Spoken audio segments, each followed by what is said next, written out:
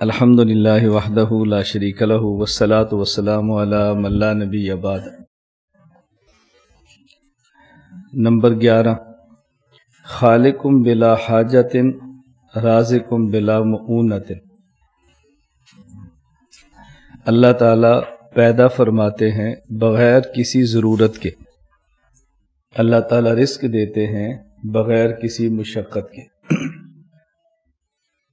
سوال یہ ہے، اگر یہ بات مان لی جائے کہ اللہ تعالیٰ پیدا فرماتے ہیں بغیر کسی ضرورت کے، تو ہم تو آج تک یہ سنتے تھے فعل الحکیم لا یخلو عن الحکمہ، حکمت کے بغیر حکیم کا کوئی فعل ہوتا ہی نہیں ہے، تو ضرورت ہی نہیں اور پھر پیدا فرما دیں، یہ تو عبث سا کام ہے۔ اس کا جواب یہ ہے، ایک ہے ضرورت اور ایک ہے حکمت۔ ضرورت الگ چیز ہوتی ہے، حکمت الگ چیز ہوتی ہے۔ اور یہ جو فرمایا کہ خالق بلا حاجتن ہے، یعنی بغیر ضرورت کے پیدا فرماتے ہیں، ایک ضرورت ہے مخلوق کی اور ایک ضرورت ہے خالق کی۔ جب اللہ کسی چیز کو پیدا فرمائیں تو وہ ضرورت مخلوق کی ہوتی ہے، وہ ضرورت خالق کی نہیں ہوتی۔ اللہ تعالیٰ کسی کو اولاد عطا فرمائے تو اس کی اللہ کو ضرورت تو نہیں ہے، لیکن اولاد کی ضرورت ہے والدین کو۔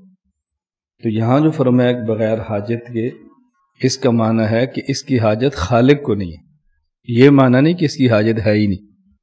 اس لیے اللہ تعالیٰ کا فعل حکمت سے خالی نہیں ہے۔ رازقم بلا مؤونت، اللہ تعالیٰ پیدا فرماتے ہیں بغیر مشقت کے، اللہ تعالیٰ رزق دیتے ہیں بغیر مشقت کے۔ ہم رزق حاصل کرتے ہیں اور مشقت اٹھانا پڑتی ہے، تو اس کا کیا معنی کہ رزق دیتے ہیں اور مشقت نہیں ہوتی؟ اس کا جواب یہ ہے، ایک ہے اللہ رب العزت جو رزق عطا فرماتے ہیں، اور ایک ہم ہیں مخلوق جو رزق حاصل کرتے ہیں۔ تو اللہ جو رزق عطا فرماتے ہیں اس میں اللہ کو کوئی مشقت نہیں ہوتی، اور ہم جو رزق حاصل کرتے ہیں حصول رزق میں ہم کو مشقت اٹھانی پڑتی ہے۔ لقد خلقنا الانسان فی کبد، انسان کو تو پیدا ہی مشقت کے لیے کیا ہے، یا مشقت کو ظرف بنایا ہے، یعنی گویا انسان ہر وقت مشقت کے اندر رہتا ہے، ہر وقت۔ لقد خلقنا الانسان فی کبد، اگر یہ آیت سمجھ آ جائے تو پھر شریعت پہ عمل کرنا بہت آسان ہوتا ہے، اور شریعت پر عمل کرتے ہوئے مشکلات آئیں تو اس کو سہنا بہت آسان ہوتا ہے، اور مشکلات کے باوجود اپنے نفس کو دین کے کام کے لیے آمادہ کرنا بہت آسان ہے، کیونکہ ہم عام طور پر مشقت ہو، تکلیف ہو تو کام کو چھوڑ دیتے ہیں، راحت ہو تو کام کو کر لیتے ہیں۔ اللہ فرماتے ہیں لقد خلقنا الانسان فی کبد، یہاں انسان مظروف ہے اور کبد یہ ظرف ہے، تو انسان دنیا میں ہر وقت مشقت اور تکلیف کے اندر رہتا ہے۔ اس کا معنی کہ جب تک دنیا میں ہے تب تک آدمی تکلیف سے نکل نہیں سکتا، اور دنیا میں کوئی ایسا شخص موجود نہیں کہ جس کو کوئی کسی قسم کی تکلیف نہ ہو۔ تکلیف ہوتی ہے، لیکن تکلیف ہر آدمی کی حیثیت اور اس کے مرتبہ کے مناسب ہوتی ہے۔ ایک چیز ایک آدمی کے لیے تکلیف ہوتی ہے، دوسرے کے لیے وہی چیز راحت ہوتی ہے، تو تکلیف ہر بندے کو اٹھانی پڑتی ہے۔ اس لیے ہم دنیا میں رہیں گے اور مشقت آتی رہے گی۔ اس آیت سے یہ بات معلوم ہوئی کہ مشقت اور تکلیف انسان کی فطرت ہے، لہٰذا اگر کوئی شخص مشقت اور تکلیف میں ہو اور بہت نیک آدمی ہو، یہ تعجب کی بات نہیں ہے، یا بہت برا ہو، تعجب کی بات نہیں ہے، بہت بڑا آدمی ہو اور تکلیف میں ہو، تعجب کی بات نہیں ہے۔ ہاں کوئی شخص دنیا میں ہو اور تکلیف میں نہ ہو تو یہ بات تعجب کی ہے۔ اس لیے اگر کسی کے بارے میں یہ ذہن ہو کہ بیماری ہے، مشکل ہے، تکلیف ہے، اس پر تعجب نہیں کرنا چاہیے۔ اگر کوئی شخص کہ مجھے کوئی تکلیف بھی نہیں ہے، اس پہ تعجب کرنا چاہیے۔ تو ہم دین کا کام کریں اور مشکلات آ جائیں، یہ تعجب کی بات نہیں ہے، اور دین کا کام کریں اور کوئی مشکل نہ ہو، یہ تعجب کی بات ہے۔ مولانا جلال الدین رومی رحمۃ اللہ علیہ فرماتے ہیں در دنیا کسے بے غم نہ باشد گھر باشد بنی آدم نہ باشد، کہ دنیا میں بے غم ہو ایسا نہیں ہو سکتا۔ بے غم ہے تو اس کا مطلب اولاد آدم میں سے نہیں۔ ہمارے جد امجد آدم علیہ السلام نے کتنی تکلیف اٹھائی، تو یہ کیسے ہو سکتا کہ ہمیں تکلیفیں نہ آئیں؟ جب یہ ذہن بنا لیں گے تو پھر دین کا کام کرنا بہت آسان ہو جائے گا۔ دین کا کام کرنا آسان ہوگا، اس کا معنی یہ نہیں ہے کہ دین کے کام کرنے پر مشکلات نہیں ہوں گی، یعنی دین کے کام پر مشکلات ہوں گی لیکن مشکلات کو سہنا آسان ہو جائے گا۔ مشکلات سہتے بھی جائیں گے اور کام بھی کرتے رہیں گے۔ پھر اللہ رب العزت کا نظام ہے، اللہ کریم ہے، اللہ رب العزت ہمیشہ تکلیف نہیں دیتے، کچھ عرصہ دیتے ہیں، جب بندہ اس کو برداشت کر کے آگے نکل جاتا ہے پھر اللہ اس کے بعد راحت کے دروازے کھول دیتے ہیں۔ اذا اشتدت بک البلوى ففکر فی الم نشرح فاسر بین یسرین اذا فکرتہ فافرح۔ اللہ جب تکلیف ایک دے تو پھر خوشیاں دو دیتے ہیں۔ ابھی چند دن قبل میں ملیشیا میں تھا تو کچھ ہندوستان کے علماء تشریف لائے کچھ دن میرے ساتھ رہنے کے لیے، تو ہم ایک جگہ سے گزرے، میں نے کہا بھی سیر کی جگہ ہے تو یہاں کی جو مسجد ہے ان کو یہ دکھاؤ۔ سیر کی جگہوں پر صرف ہم نے ہوٹل تو نہیں دیکھنے نا، مسجد دکھاؤ۔ بہت خوبصورت مسجد تھی، تو وہاں ملیشین زبان میں لکھا تھا کہ بلال کا کمرہ ہے۔ تو ہندوستان کے علماء کہتے ہیں یہ بلال کون ہے؟ میزبان سے پوچھا، میں نے کہا عجیب بات یہ ہے کہ پورے ملیشیا میں مؤذن کے لیے لفظ بلال استعمال ہوتا ہے، کہنے یہ بلال ہے، اس کا معنی کہ یہ مؤذن ہے۔ وہاں مؤذن نہیں کہتے، مؤذن کو بلال کہتے ہیں۔ حضرت بلال رضی اللہ تعالیٰ عنہ نے مار کھائی ہے، لیکن کتنے سال؟ اس سالوں کی بات نہیں ہے، مہینوں کی بات ہے، لیکن حضرت بلال نے مار کھائی ہے اور ڈٹ کے کھڑے ہو گیا کہ میں اسی طرح مر جاؤں گا لیکن ساتھ نہیں چھوڑوں گا۔ نتیجہ کیا ہوا؟ کچھ عرصے کے بعد مشقت ختم ہوگی، راحت کا دور شروع ہو گیا۔ ہم چاہتے ہیں کہ جب کام کریں تو فوراً راحت ہو، ایسا نہیں ہوگا۔ جب آپ کام شروع کریں تو تکلیفیں ہوں گی، مشقت ہوگی، مخالفت ہوگی۔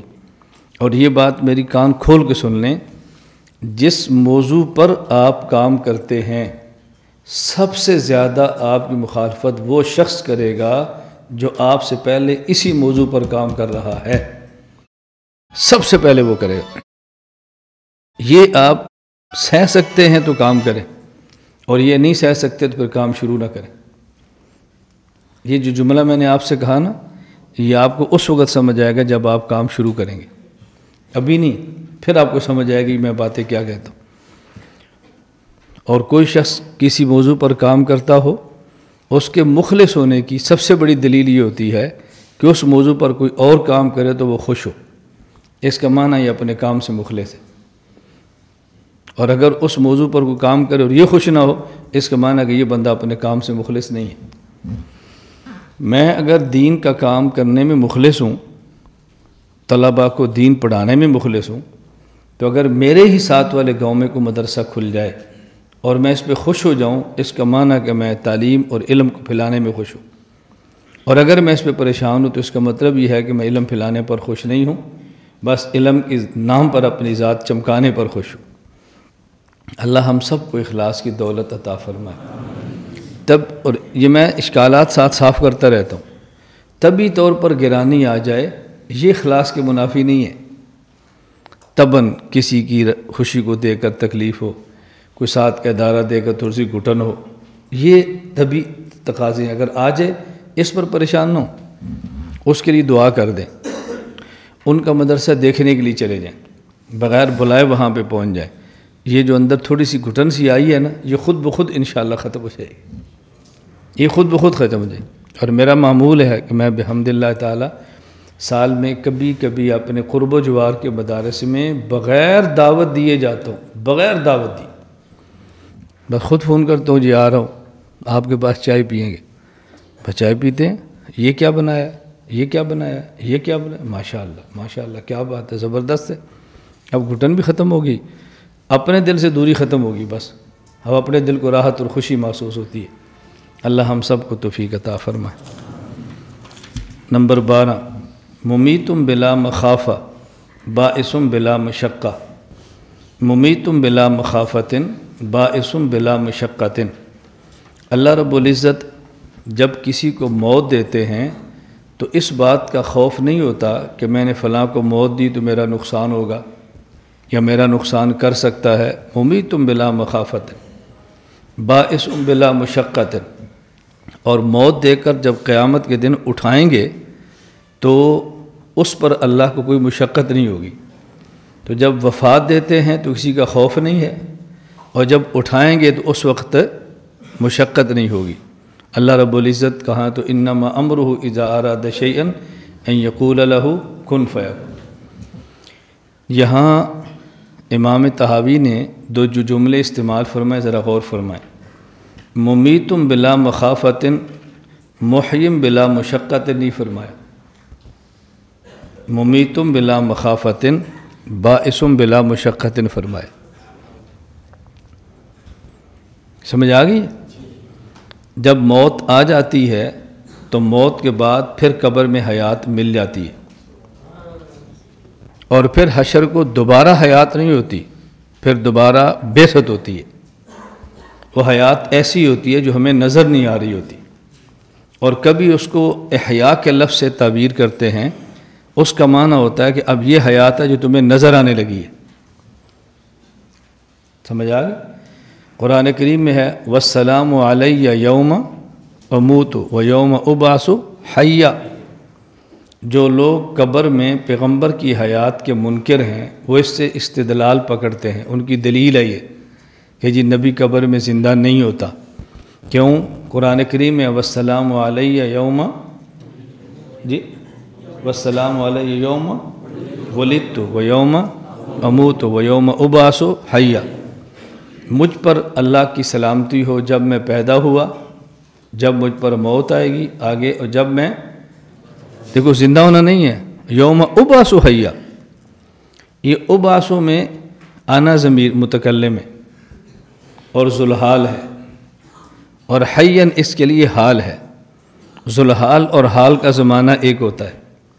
اس سے یہ ثابت نہیں ہو رہا کہ پہلے موت تھی اور قیامت کو حیات ملے گی، اس سے یہ ثابت ہو رہا ہے کہ حیات اور بعثت اکٹھی ہوں گی۔ قبر کی موت اس سے ثابت نہیں ہو رہی۔ جس طرح آپ اپنے کہتے ہیں جاءنی استاذنا راکباً علی السیارہ، ہمارے استاذ ہمارے پاس تشریف لائے گاڑی پر سوار ہو کر۔ اس کا معنی کیا یہ ہے کہ مدرسے میں آنے سے پہلے پیدل آ رہے تھے اور جب مدرسے میں داخل ہوئے تو گاڑی پر سوار ہوئے؟ یہ معنی ہے اس کا؟ تو یہ بات آپ کیسے کہتے ہیں؟ یوم ابعث حیا کا معنی یہ ہے کہ پہلے موت تھی اور اب حیات ملی ہے۔ حال تو ذوالحال کے لیے قید ہوتی ہے۔ اس آیت میں یہ بتانا مقصود ہے کہ جب اٹھیں گے تو حی ہوں گے، یہ نہیں ہے کہ پہلے میتن ہوں گے اور اب حیان ہوں گے، یہ نہیں ہے۔ سمجھ آ گئی بات؟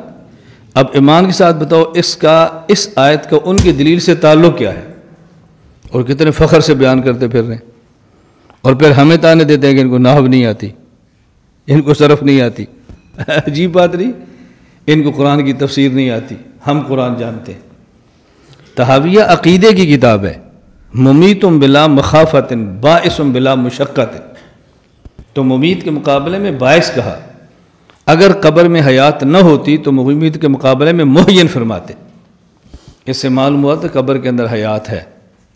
میں نے ایک سوال کا پھر جواب دیا آپ کو، وہ یہ کہ جن آیات یا احادیث یا عبارات کتب عقائد کے اندر ہے کہ یہاں اماتہ کے مقابلے میں احیاء ہے تو وہاں کیوں آیا؟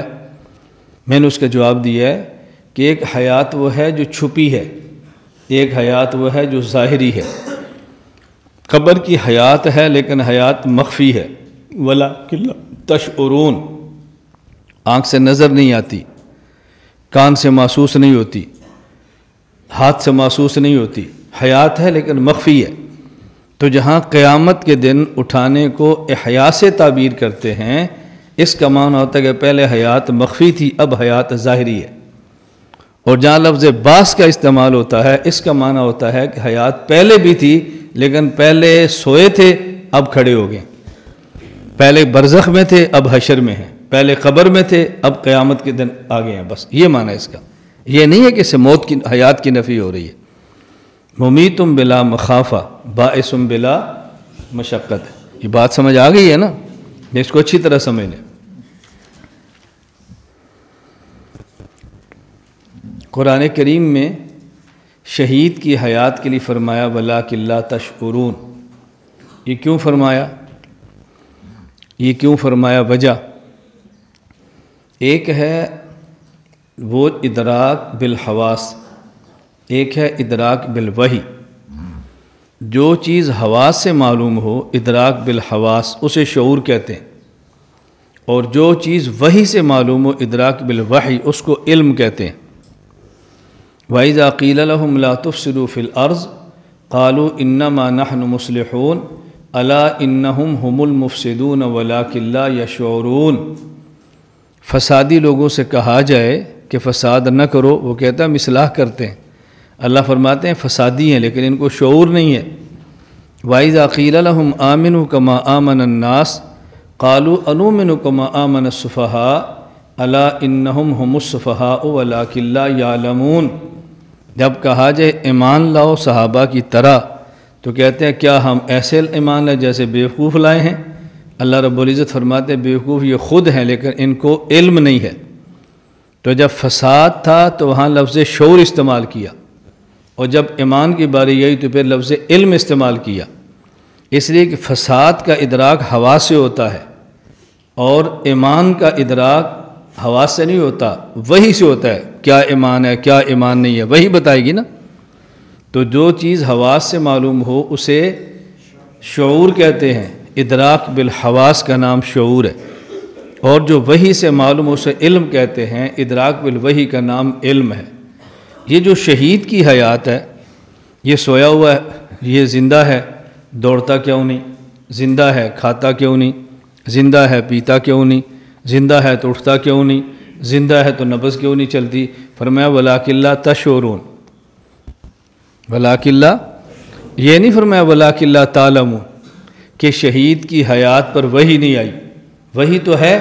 وَلَا تَقُولُوا لِمَن يُقْتَلُ فِي سَبِيلِ اللَّهِ أَمْوَاتٌ بَلْ أَحْيَاءٌ، وحی تو ہے لیکن ہمیں حیات پتہ کیوں نہیں چل رہا؟ وَلَٰكِن لَا يَشْعُرُونَ، اس کا معنی ہے کہ شہید کی حیات کا جو ادراک ہے وہ حواس سے نہیں ہوتا، شہید کی حیات کا ادراک وحی سے ہوتا ہے۔ اور یاد رکھنا ادراک بالحواس سے جو چیز معلوم ہو اس کے انکار کرنے سے بندہ بے ایمان نہیں ہوتا، اور جو چیز وحی سے معلوم ہو اس کے انکار کرنے سے بندہ بے ایمان شمار ہوتا ہے۔ اگر اب دیکھو نا یہ جاگ رہے ہیں سو رہے ہیں؟ جی میں کہتا ہوں بھی جاگ رہے ہیں، یہ کہتا ہے جی سو رہے ہیں، میں کہتا ہوں یار تو اندھا ہے تجھے نظر نہیں آ رہا وہ جاگ رہے ہیں، یہ کہوں گا یہ کہوں گا تم بے ایمان ہو، تم دیکھ نہیں رہے وہ جاگ رہا ہے، بے ایمان کہوں گا یا اندھا کہوں گا؟ کیوں؟ اس لیے کہ ان کے جاگنے کا پتہ آنکھ سے چل رہا ہے نا، تو جو چیز آنکھ سے معلوم ہو رہی ہے یہ پھر بھی انکار کر رہا ہے تو بے ایمان تو نہیں کہوں گا۔ اور جو شہید کی حیات ہے وہ آنکھ سے پتہ چلی ہے یا وحی سے؟ تو جو اس کے انکار کرے اسے کیا کہیں گے؟ تو اندھا ہے، اسے کہیں گے تو بے ایمان ہے۔ اس لیے جو شہید کے جسم کی حیات کا انکار کرتا ہے ہم اس کو بے ایمان کہتے ہیں، بے ایمان ہے۔ قرآن کہہ رہا ہے زندہ، تو کہہ رہا ہے زندہ نہیں ہے۔ تو ادراک بالوحی الگ چیز ہے اور ادراک بالحواس الگ چیز ہے۔ اور یہ بات کہ جو شخص قبر میں ہے اس کی حیات کا آنکھ سے پتہ کیوں نہیں چلتا، یہ بات سمجھ لینا۔ اور روح کا جسم سے تعلق تین قسم کا ہے، تعلق تصرف، تعلق تدبیر، تعلق حیات۔ ایک وہ تعلق کہ جس سے جسم اٹھتا ہے، بیٹھتا ہے، کھاتا ہے، پیتا ہے، شادی کرتا ہے، خوشی ہے، غمی ہے، ہنکتا ہے، بوتا ہے، مرضی سے، اسے تعلق و تصرف کہتے ہیں۔ اور ایک روح کا جسم سے تعلق ہے تعلق تدبیر، اس میں اپنی مرضی سے نہیں، روح کا تعلق ایسا ہوتا ہے کہ جسم کی مرضی کے بغیر گردش خون ہو رہی ہے، سانس آ رہا ہے اور جا رہا ہے، معدے میں کھانا ہضم ہو رہا ہے، جگر اپنا کام کر رہا ہے، خون یہ دل دے رہا ہے، پمپنگ ہو رہی ہے، یہ تعلق تدبیر ہے۔ اور ایک وہ تعلق ہے جس سے جسم کو حیات ملتی ہے۔ جب آدمی زندہ اور جاگ رہا ہوتا ہے تو روح کے جسم کے ساتھ تینوں تعلق ہوتے ہیں، تصرف بھی، تدبیر بھی اور حیات بھی۔ تعلق حیات سے زندہ ہے اور تعلق تدبیر سے کھانا اس کا ہضم ہو رہا ہے۔ اب دیکھو آپ نے صبح کوئی چائے پی ہے، پانی پیا ہے، ہلکا پھلکا ناشتہ کیا ہے، پانی بھی تو ہلکا پھلکا ناشتہ ہی ہوتا ہے، یہ کسی نے پی لی ہے تو یہ جو اندر معدہ ہضم کر رہا ہے آپ کے چاہنے پر کر رہا ہے، بغیر چاہنے کے کر رہا ہے، خود بخود کر رہا ہے۔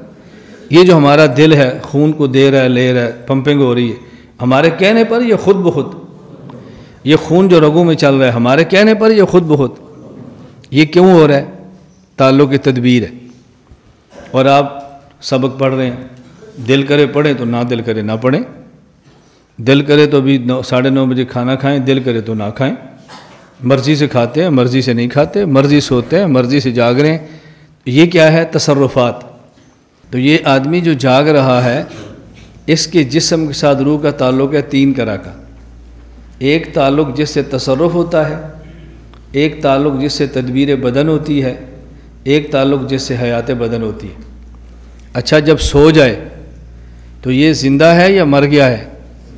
زندہ ہے، تو چلتا کیوں نہیں؟ زندہ ہے تو چلتا کیوں نہیں؟ زندہ ہے تو سبق کیوں نہیں پڑھتا؟ زندہ ہے تو نماز کیوں نہیں پڑھ رہا؟ بتاؤ، تعلق تصرف ختم ہو گیا، اب کیسے پڑھے گا؟ اب اس کو سمجھنا کتنا آسان ہے۔ اگر شہید زندہ ہے تو پھر ہمارا جواب کیوں نہیں دے رہا؟ ہمیں دیکھ کیوں نہیں رہا؟ ہم سے باتیں کیوں نہیں کر رہا؟ کیوں نہیں کر رہا؟ تعلق تدبیر ختم ہو گیا۔ سمجھ آ گئی؟ اگر کوئی بندہ یہ کہ بے شہید زندہ ہے تو لڑتا کیوں نہیں؟ پھر جہاد کیوں نہیں کرتا؟ کیا جواب دیں گے؟ تعلق تصرف ختم ہو گیا۔ زندہ ہے تو پھر اس کی نبض کیوں نہیں کام کر رہی؟ تعلق تدبیر ختم ہو گیا۔ پھر بھی زندہ کیوں ہے؟ تعلق حیات ہے۔ دلیل کیا ہے؟ وَلَا تَقُولُوا لِمَنْ يُقْتَلُ فِي سَبِيلِ اللَّهِ أَمْوَاتٌ بَلْ أَحْيَاءٌ۔ اور یہ حیات اب معلوم کیوں نہیں ہو رہی؟ بھئی پتہ تو تب چلتا نا جب تعلق تصرف ہوتا، پتہ تب چلتا جب تعلق تدبیر ہوتا۔ تعلق تصرف اور تعلق تدبیر ہوتا تو پھر اس کی حیات پر اللہ یوں نہ فرماتے وَلَٰكِن لَا تَشْعُرُونَ، کیونکہ وہ 2 تعلق ختم ہو گئے۔ ان تعلقات کے نتیجے میں جو حیات نظر آنی تھی وہ نظر نہیں آتی، اس لیے فرمایا وَلَٰكِن لَا تَشْعُرُونَ۔ لیکن وَلَٰكِن لَا تَعْلَمُونَ نہیں فرمایا کہ تمہارے پاس اس شہید کی حیات کا علم نہیں ہے۔ اس شہید کی حیات کا علم ہے، اور علم بھی قطعی ہے، ظنی نہیں ہے، قطعی علم ہے، لیکن وَلَٰكِن لَا تَشْعُرُونَ، شعور نہیں ہے۔ اور یہ جو قرآن کریم نے فرمایا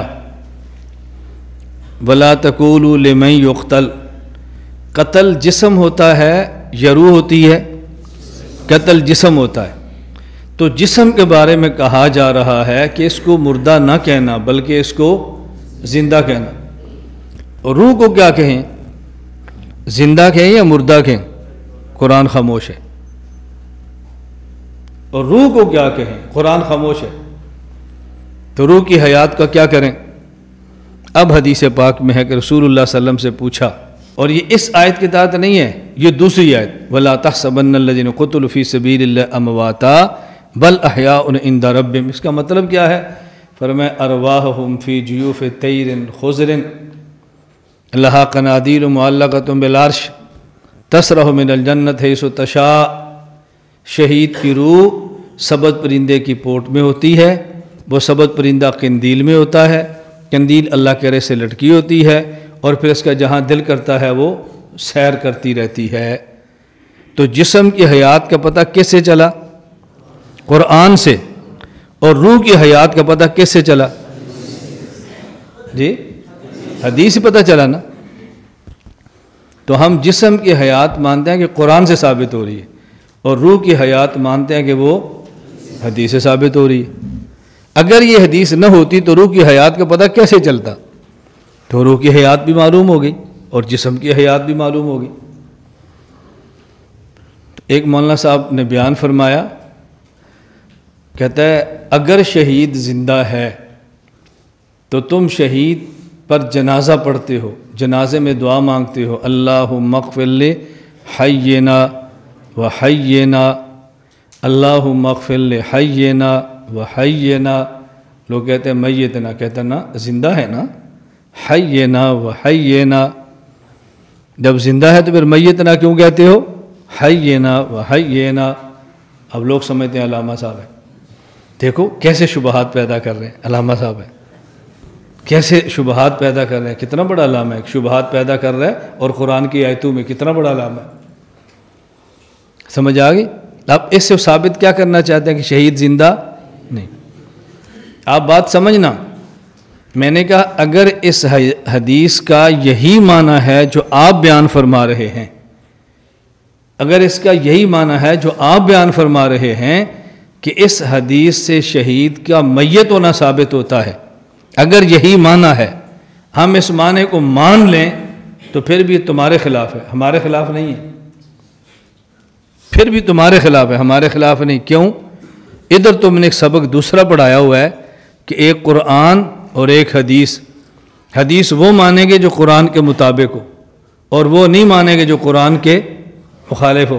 قرآن کہہ رہا ہے بل احیاء، حدیث کہہ رہی ہے میتنا، تو یہ حدیث قرآن کے خلاف ہو گئی نا، اس کا مطلب حدیث کو چھوڑ دو اور بل احیاء کو مان لو۔ تو یہ تو آپ کے خلاف ہوئی، ہمارے خلاف کیسے ہوئی؟ ایک اصول آپ پھر بھول گئے۔ سمجھ آ گئی بات؟ ہم کہتے ہیں اس کا معنی یہ نہیں ہے۔ اگر میتنا سے آپ ثابت کریں گے کہ یہ شہید کے لیے ہے تو کچھ صیغے اور بھی ہیں۔ وذکرنا، ابو جی فوت ہوئے ہیں، وذکرنا وذکرنا، کو ماں فوت ہوئی ہے کہ آپ انسانہ پڑھ رہے ہیں، ذکرنا وذکرنا کو، امی جان فوت ہیں تو انسانہ و انسانہ، آپ نے ذکرنا کیوں کہا؟ اللہم اغفر لحینا و میتنا و شاہدنا و شاہدنا، غیبانہ جنازہ ہو رہا ہے، میت تو سامنے پڑی ہے، کوئی شاہدنا و شاہدنا و ذکرنا و ذکرنا و انسانا و انسانا۔ آگے اللہم اغفر لحینا و میتنا و شاہدنا و غائبنا، یہ بچے کا جنازہ ہے تو پھر کون؟ و کبیرنا و کبیرنا۔ لو تم نے ایک شبہ پیدا کیا، ہم نے 3 شبہات پیدا کی۔ شبہ کے پیدا کرنے سے بندہ علامہ بنتا ہے، تو پھر ہمیں جاہل نہ کو، ہمیں علامہ کو، ہم نے 3 شبہات پیدا کی۔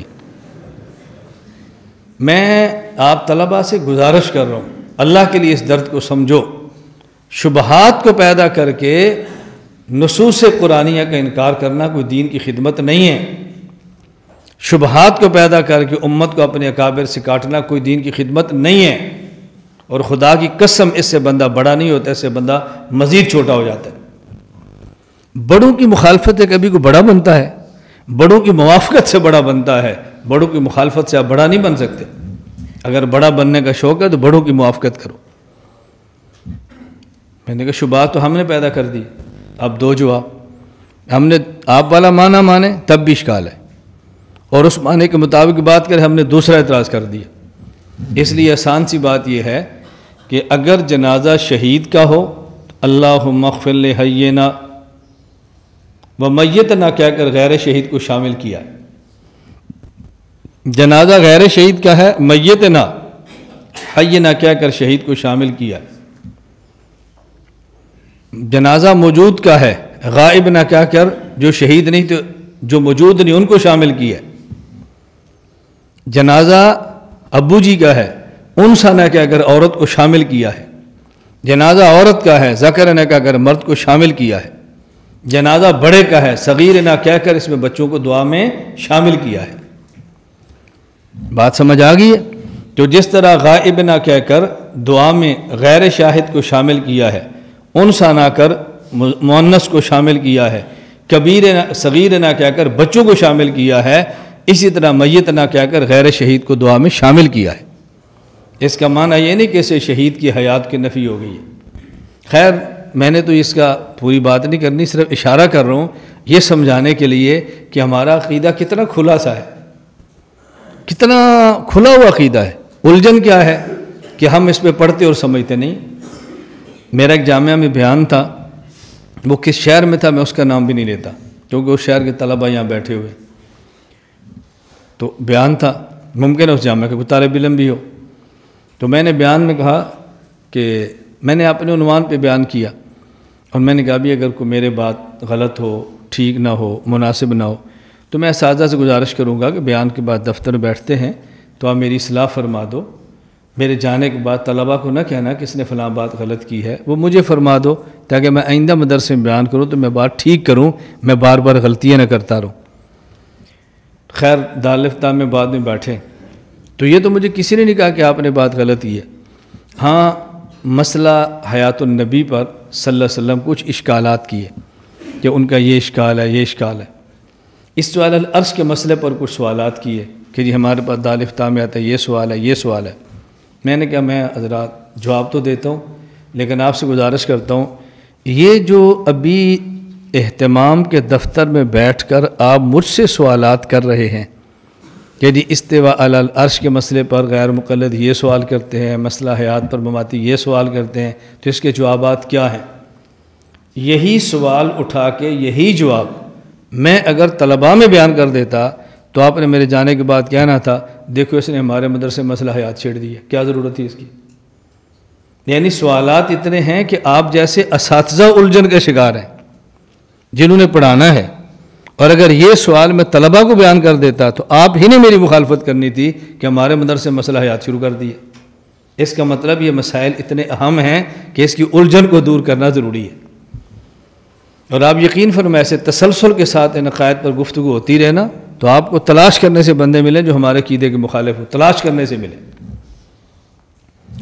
کچھ سمجھ آ گئی؟ باعث بلا مشقت بولو، میں یہ نہیں کہہ رہا سمجھ آ گئی، میں کہہ رہا کچھ سمجھ آ گئی۔ میرے لفظوں پہ ضرور غور کیا کرو، بس کچھ سمجھ آ جائے نا۔ پوری گفتگو نہیں ہو سکتی، میں پھر بھی بہت چھوڑ کے آگے چل رہا ہوں۔ ایک ورنہ ہے کہ اس پر شروع کریں تو 3-4 گھنٹے اسی پہ لگ جانے، میں قائد دیتا رہوں گا، خبر پہ چلتے رہیں گے، دلائل سمجھاتے رہیں گے تو پھر کتاب پوری ختم نہیں ہوتی، میں درمیان میں چھوڑ دیتا ہوں۔ میں صرف یہ بات آپ خدمت میں لانا چاہتا ہوں کہ تھوڑی گفتگو کر کے میں آپ کے سامنے بات کھولنا چاہتا ہوں۔ آپ بتاؤ ہمارے عقائد بے غبار کتنے ہیں؟ سمجھ آیا ہو تو پھر سمجھانے کا مزہ آتا ہے نا۔ یہ جو کہتا ہے نا جی میری عادت نہیں ہے، یہ عادت نہیں ہے، اس کو آتا نہیں ہے۔ آپ حضرات یہاں موجود ہیں، آپ میں سے میں کہتا ہوں مولانا صاحب آپ آ کے تھوڑی سی تلاوت کرو، ساجی مجھے جھجک آتی ہے، ایسے ہی ہے نا۔ اور چھوٹا سا بچہ ہوگا وہ دوڑ کے آئے گا، کیوں؟ اصل وجہ کہ اس کو تلاوت آتی ہے، ان کو آتی نہیں ہے۔ نہیں میں ہنسا نہیں رہا، میری عادت نہیں ہے ہنسانا، میں بات سمجھا رہا ہوں۔ کبھی آپ نے دیکھا آپ بیان کے لیے میں بعض جامعات میں جاتا ہوں نا تو میرے جانے سے پہلے 2-3 طالب علم تیار کھڑے ہوتے ہیں، میں تلاوت کرنی، میں نے نعت پڑھنی، کیوں؟ ان کو آتی ہے۔ اور یہ جو نہیں کر رہے نا، کیوں؟ آتی نہیں۔ یہ جو کہتے ہیں نا عقیدے پر مزاج نہیں ہے، مناسب نہیں ہے، اصل یہ ہے کہ آتا نہیں۔ عقیدہ آتا ہو، بیان کا سلیقہ بھی ہو، اور پھر بندہ کہ جی عادت نہیں ہے اور مناسب نہیں ہے، کیسے ہو سکتا ہے؟ مناسب والی بات ہی نہیں ہے، بس صرف یہ ہے کہ ہمیں عقیدہ آتا نہیں۔ میں اس لیے کہتا ہوں اللہ سمجھنے والا دل دے، اور محفوظ کرنے والا دماغ دے، اور سمجھانے والی دیکھنا کیسے دل کرتا ہے آپ کو بولنے کا۔ ہم جہاں جاتے ہیں مجلس چھیڑ دیتے ہیں، جہاں جاتے ہیں گفتگو چھیڑ دیتے ہیں۔ ہماری خواہش ہوتی ہے عقیدے پر کہ تھوڑی سی بات ہو، خواہش ہوتی ہے بھائی تھوڑی سی بات چلے۔ بس دعا کریں وقت ہو تو میرا کئی بار دل کرتا ہے وحدت الوجود کتنا اہم مسئلہ ہے۔ وحدت الوجود جتنا مشکل ہے نا الحمدللہ ہمارے لیے اس سے زیادہ آسان ہے۔ میں ابھی وحدت الوجود کا مسئلہ شروع کر دوں نا تو آپ سمجھو گے کہ ہم سورۃ فاتحہ کی تفسیر پڑھ رہے ہیں.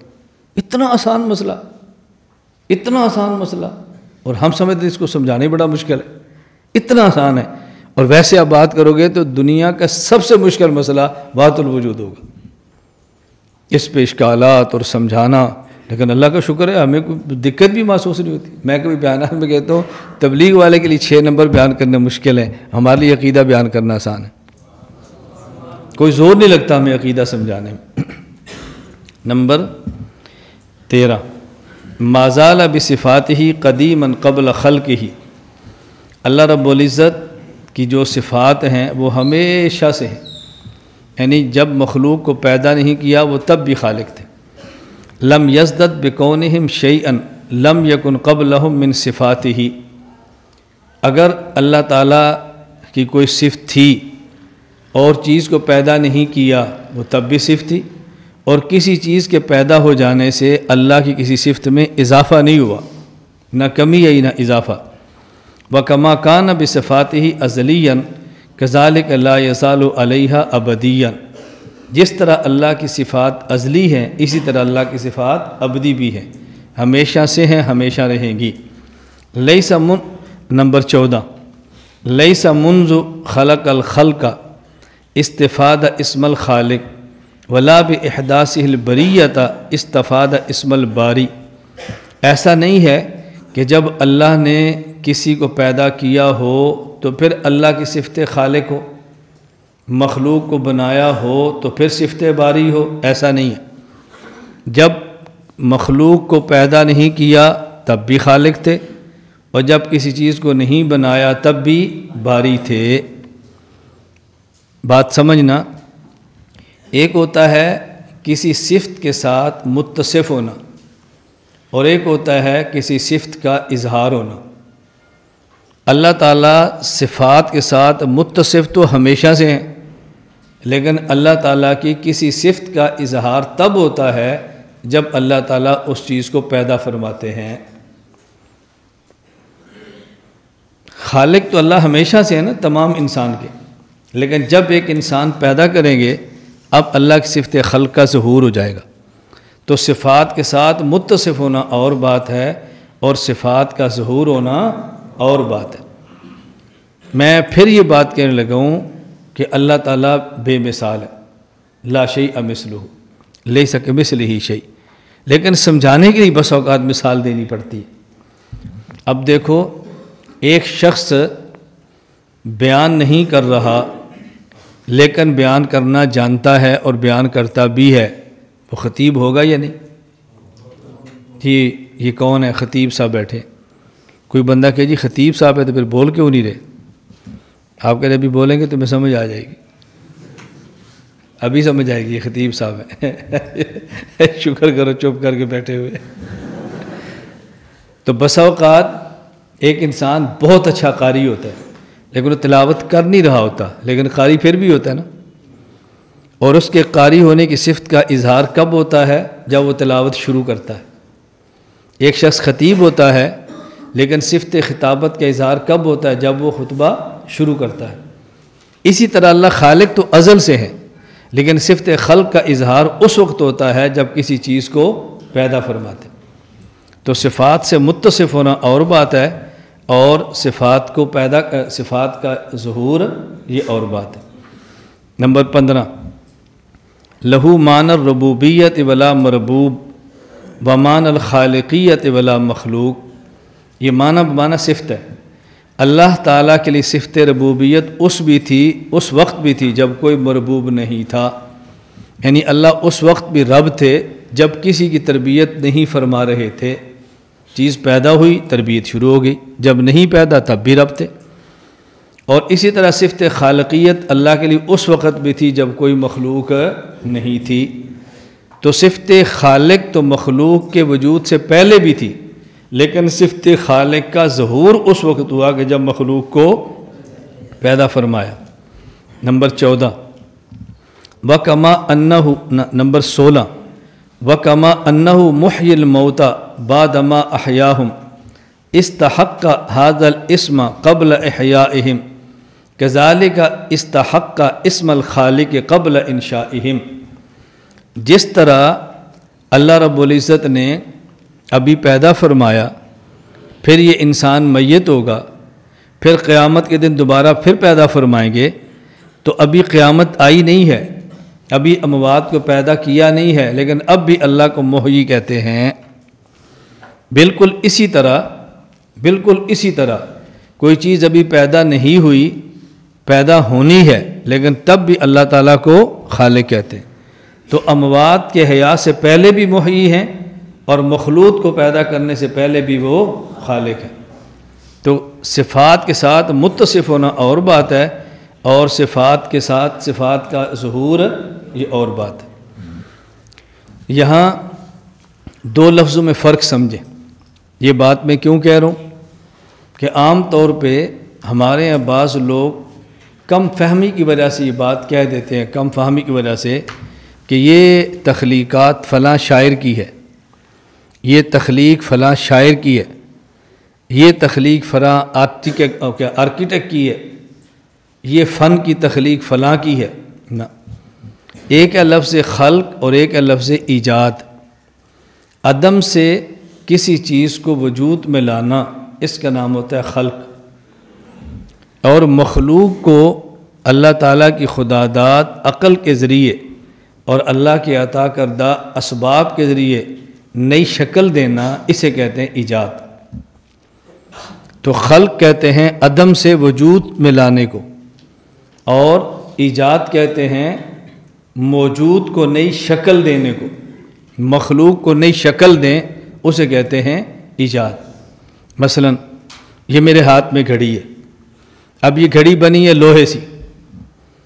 دنیا میں ہر بندہ یہی کہے گا کہ لوہے کو پیدا اللہ نے کیا ہے، اور دنیا میں ہر بندہ کہے گا اس گھڑی کو فلاں انسان نے بنایا ہے، فلاں کمپنی نے بنایا ہے۔ تو یہ لوہے سے بنی ہے، جب لوہے کی باری آئے گی تو نسبت خالق کی طرف کریں گے، اور جب لوہے کی موجودہ شکل کی باری آئے گی، یہ جو گھڑی ہے، اب نسبت اللہ کی طرف نہیں بلکہ نسبت انسان کی طرف کریں گے۔ اس کا معنی کیا ہے؟ اس کا خالق اللہ ہے اور اس کا موجد انسان ہے۔ تو انسان موجد ہوتا ہے، انسان خالق نہیں ہوتا۔ اس لیے انسان کی کوئی تیار کردہ چیز ہو، اسے انسان کی ایجاد کہنا چاہیے، اسے انسان کی تخلیق نہیں کہنا چاہیے۔ تخلیق اور چیز ہے اور ایجاد اور چیز ہے۔ دوسری بات اب سمجھیں، انسان جب کسی چیز کا موجد ہو تو اس کا مالک بھی ہوتا ہے، لیکن تب تک مالک ہے جب تک اس کو فروخت نہ کر دے۔ جب فروخت کر دے تو اس کی ملک ختم، اب مالک خریدار بن جاتا ہے۔ تو انسان جو موجد ہے، اشیاء پر اس کی ملک دائمی نہیں ہے، عارضی ہے، اس کے باوجود بھی موجد کی بات کو مانا جاتا ہے، حالانکہ اس کی ملک عارضی ہے۔ تو اللہ تعالیٰ جو خالق ہیں، ان کی ملک عارضی نہیں ہے، ان کی ملک دائمی ہے۔ تو جب موجد کی بات کو مان لینا یہ کوئی سختی نہیں ہے، تو خود خالق کی بات کو مان لینا یہ کون سی سختی ہے؟ ایک ہوتا ہے کسی چیز کو پیدا کرنا، اور وہ چیز خراب ہو جائے تو ایک ہے اس کو ٹھیک کرنا۔ اب ٹھیک کرنا چونکہ مختلف قسم کا ہوتا ہے، خرابی مختلف ہے تو ٹھیک کرنا مختلف ہے۔ تو جیسی خرابی ہوتی ہے اس خرابی کا نام بھی ہوتا ہے، اور جس طرح ٹھیک کرنا ہوتا ہے ٹھیک کرنے والے کا نام بھی ہوتا ہے۔ اگر جسم میں خرابی آ جائے اور اسے کہیں مرض، تو جو ٹھیک کرتا ہے اسے کہیں گے طبیب۔ اب آنکھ کو پیدا اللہ نے کیا، اور اگر آنکھ بیمار ہو جائے تو علاج اس کا طبیب کرتا ہے۔ طبیب جب علاج کرے تو وہ کہتا ہے کہ اپنی آنکھ پر سبز پٹی باندھ لو، اوپر کالا چشمہ لے لو، اور کم از کم 1 مہینہ تک آپ نے کسی چیز کو نہیں دیکھنا۔ دنیا میں کوئی انسان بھی نہیں کہتا کہ یہ ڈاکٹر اور طبیب بہت ظالم ہے، اس نے ہر کسی کو دیکھنے سے منع کر دیا۔ اور اللہ تعالیٰ جنہوں نے آنکھ کو پیدا کیا ہے، وہ یہ نہیں کہتے کسی کو نہیں دیکھنا، وہ کہتے ہیں اس آنکھ سے ہر کسی کو دیکھنا ہے، صرف ایک کو نہیں دیکھنا جس سے تمہارا نکاح ہو سکتا ہے، جب نکاح ہو جائے تو پھر اس کو بھی دیکھنا ہے۔ اور کہتے ہیں بہت سخت ہے اللہ تعالیٰ، شریعت کے احکام بہت سخت ہیں۔ جو آنکھ کا مالک ہے اور خالق ہے وہ کہہ رہا ہے اس آنکھ سے سب کچھ دیکھو، صرف اس کو نہ دیکھو جس سے تمہارا نکاح ہو سکتا ہے، اور وہ بھی تب تک جب تک نکاح نہیں ہوتا۔ جب نکاح ہو جائے تو اس کو بھی دیکھو اور جی بھر کے دیکھو، تم دیکھو کہ میں اس پہ ثواب کروں گا، اور شوق سے دیکھو۔ اور حدیث پاک میں بھی ہے نا، رسول اللہ نے فرمایا بہترین عورت کی 3 نشانیاں ہیں، ان میں پہلی نشانی یہ بیان فرمائی اذا رأیتہا سرت کا، جب تو اس کو دیکھے نا تو تجھے مزہ آ جائے، جب اس کو دیکھے تو تجھے مزہ آ جائے۔ اس لیے بیوی ایسی ہونی چاہیے کہ بیوی کو دیکھے تو بندہ مزہ آ جائے، اور بیوی اگر کچھ ایسی نہ ہو تو اس کو ایسا بننا چاہیے کہ شوہر دیکھے تو اس کو مزہ آ جائے، اور اس پر اجر ملتا ہے، اجر۔ خیر اس پر تو ہمارے بیان بھی ہیں، لیکن یہ ذہن میں رکھ لیں، جس طرح آپ کی خواہش ہے کہ آپ گھر جائیں اور بیوی ایسے بن کر آئے کہ آپ کو مزہ آ جائے، تو جب آپ گھر جائیں تو آپ بھی ایسے بن کر جائیں کہ بیوی دیکھے تو اس کو بھی مزہ آ جائے۔ یہ نہیں ہے اپنی شکل دیکھو، حلیہ دیکھو، کپڑے دیکھو جس کے ساتھ گھر میں داخل ہوئے، منہ سے بدبو نکل رہی ہے، بغلوں سے کیا کچھ، یہ کیا تماشا ہے۔ دونوں کو اس چیز کا خیال رکھنا چاہیے۔ خیر میں عرض کر رہا ہوں کہ دیکھو آنکھ کے خالق نے کہا ہر کسی کو دیکھو، صرف اس کو نہ دیکھو جس سے نکاح ہے، اور جب نکاح ہو جائے تو اسے بھی دیکھو۔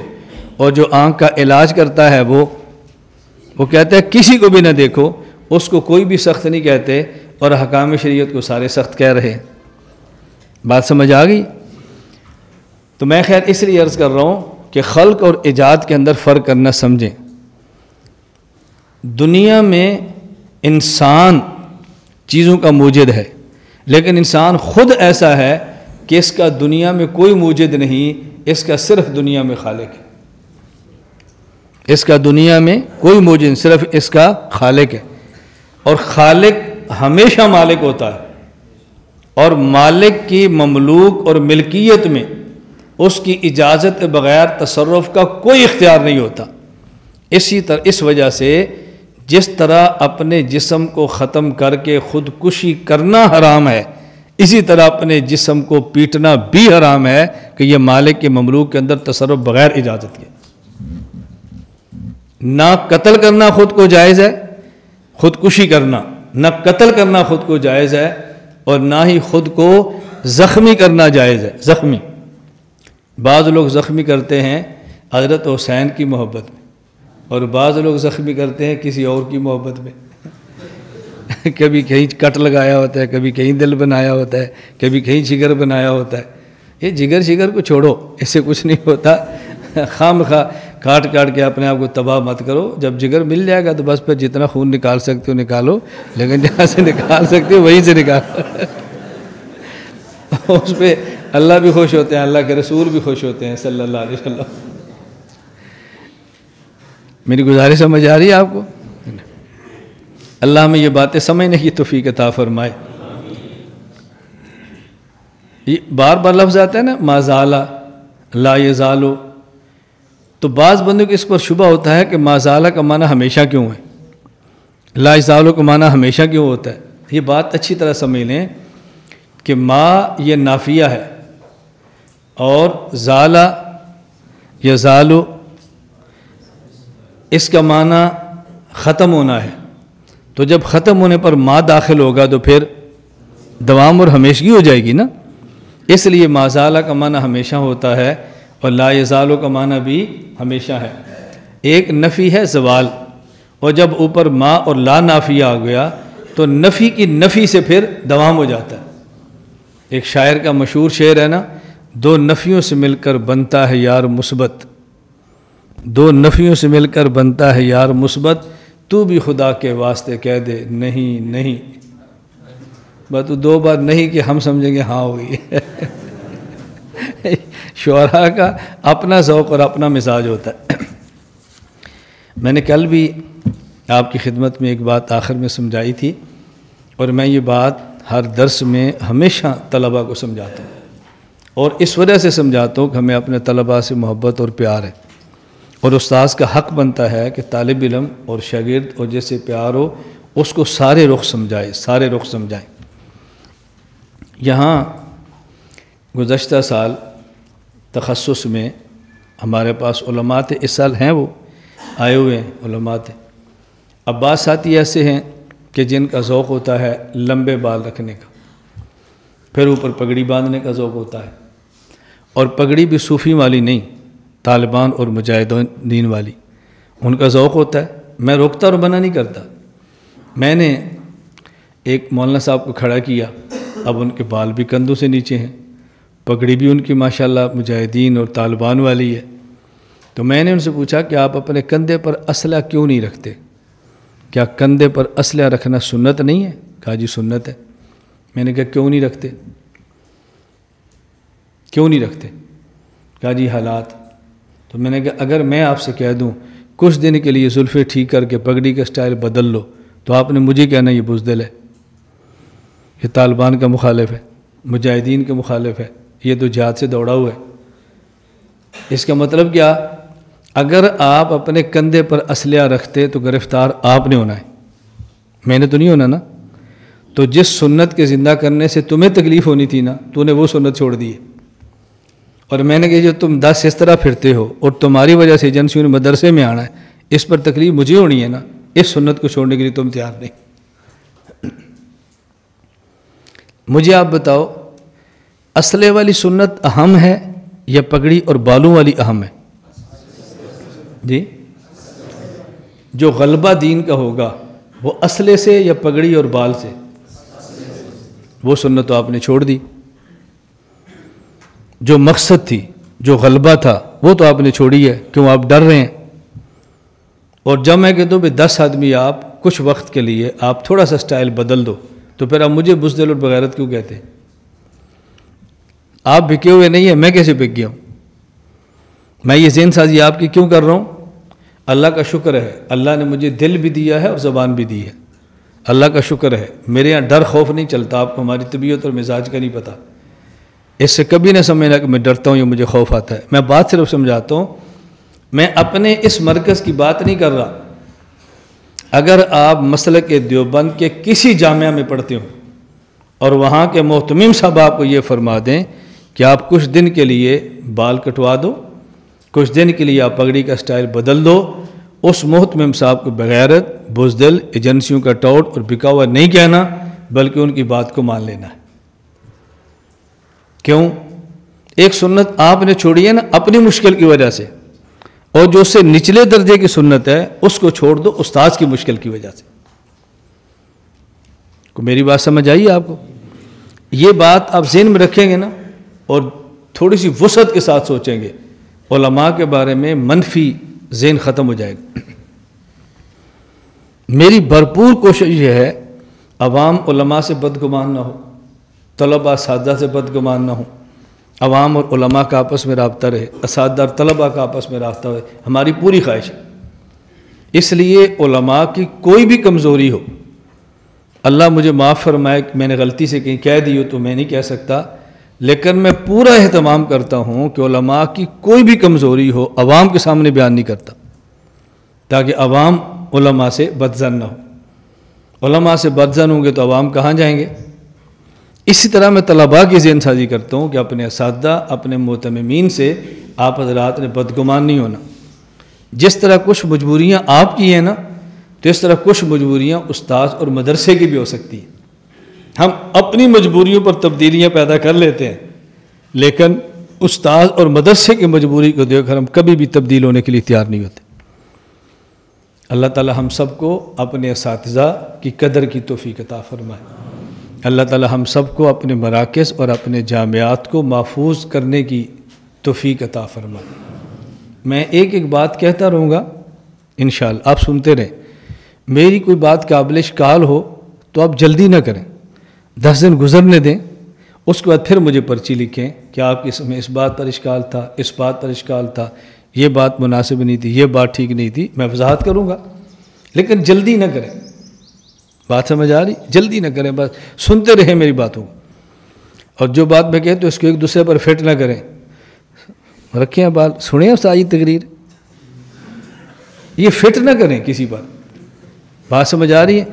میں جو بات کہتا ہوں کسی خاص بندے کو دیکھ کر نہیں کہتا، نہ کسی خاص بندے پر فٹ کرتا ہوں. میں اس پر بھی انشاءاللہ بات کروں گا، تھوڑی بات اس پر بھی میں کروں گا کہ جب ہم بات کرتے ہیں تو خاص بندے کو دیکھ کر کرتے ہیں یا پورے ماحول کو سنبھالتے ہیں. تو پھر تنقید خاص بندے پر کرنی چاہیے، پورے ماحول کو بدلنا چاہیے. اس پر میں بات کرتا رہوں گا انشاءاللہ. میری پوری خواہش، اللہ گواہ ہے، میں اپنی بات کہنے میں کس حد تک سچا ہوں یہ میں جانتا ہوں، میرا خدا جانتا ہے، لیکن میں یہ ضرور کہتا ہوں، اللہ گواہ ہے، میں قسم اٹھاؤں تو آنے سے نہیں ہوں. میں نے آپ کے آنے سے پہلے جمعے کے دن بھی تمام اساتذہ کو جمع کر کے یہ بات کی ہے کہ آنے والے طلباء ہمارے پاس امانت ہے.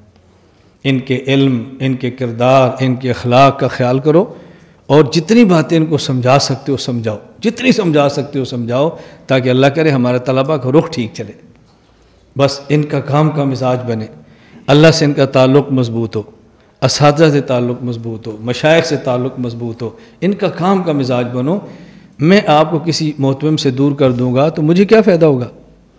میں آپ کے استاد سے آپ کو توڑ دوں گا تو مجھے کیا فائدہ ہوگا؟ میرے پاس آپ 12 دن کے لیے آئے ہیں، ایک مدرسے میں آپ نے 12 سال پڑھا ہے، تو میں 12 سال کا استاد ہو کر 12 سال والے کو مسترد کر دوں، کتنی بڑی حماقت اور بیوقوفی ہے. اس کا مجھے بھی خیال کرنا چاہیے، اس کا آپ کو بھی خیال کرنا چاہیے. بھئی 12 دن والا استاد 12 دن کا ہوتا ہے اور 12 سال والا استاد 12 سال کا ہوتا ہے. ان باتوں کو ہمیشہ ذہن میں رکھو. نمبر 17، ذالک بأنہ علی کل شیء قدیر وکل شیء الیہ فقیر وکل امر علیہ یسیر لا یحتاج الی شیء لیس کمثلہ شیء وہو السمیع البصیر. یہ جو اوپر باتیں ہم نے کی ہیں کہ اللہ تعالی ہمیشہ سے ان صفات کے ساتھ متصف ہیں، یہ کیوں کی ہیں؟ اس لیے کہ اللہ تعالی ہر چیز پر قادر ہیں. یہ بات کیوں کی ہے؟ اس لیے کہ ہر چیز اللہ کی محتاج ہے. یہ بات کیوں کی ہے؟ اس لیے کہ تمام معاملات اللہ پر آسان ہیں. یہ بات کیوں کی ہے؟ اس لیے کہ اللہ کسی چیز کے محتاج نہیں ہے. یہ نہیں کوئی چیز پیدا ہو تو اللہ خالق کہلوائیں اور پیدا نہ ہو تو خود وہ خالق نہ کہلوائیں. اللہ اس کے محتاج نہیں ہے، اللہ اس کے محتاج نہیں ہے. نمبر 18، خلق الخلق بعلمہ. اللہ رب العزت نے مخلوقات کو پیدا فرمایا اپنے علم کے ساتھ. یعنی اللہ جانتے ہیں کس کو کب پیدا کرنا ہے، کس کو کہاں پیدا کرنا ہے، کس کو کیوں پیدا کرنا ہے، کس کو کب تک کے لیے پیدا کرنا ہے. یہ جو اللہ کا علم محیط ہے نا، اللہ رب العزت نے اس اپنے علم محیط کے ساتھ مخلوق کو پیدا فرمایا ہے. کوئی دنیا میں مخلوق کا ذرہ ایسا نہیں کہ جو اللہ کے علم سے باہر ہو اور اللہ کو اس کا علم نہ ہو. آگے مزید آ رہا ہے. اس لیے اللہ نے جن مخلوقات کو پیدا کیا تو اپنے علم کے ساتھ پیدا فرمایا. اللہ کے علم میں ہے کل کیا کریں گے، پرسوں کیا کریں گے، اس نے کیا کرنا ہے کیا نہیں کرنا. نمبر 19، وقدر لہم اقدارا. اور اللہ نے ان کے لیے تقدیر کو بنایا. اللہ نے ان کے لیے تقدیر کو بنایا. مخلوق کو پیدا اپنے علم کے ساتھ فرمایا اور پھر ان کے لیے تقدیر بنا دی. اس نے کرنا کیا ہے، اس نے کیا نہیں کرنا، اس نے کب مرنا ہے، اس نے کتنا کھانا ہے. یہاں بات اچھی طرح سمجھ لیں. عموماً جو تقدیر پر اشکال ہوتے ہیں وہ اس وجہ سے کہ اشکال کرنے والا تقدیر کا معنی نہیں جانتا، اور آگے جو ہم سے جواب نہیں بن پاتے اس کی وجہ کہ ہم تقدیر کا معنی نہیں جانتے.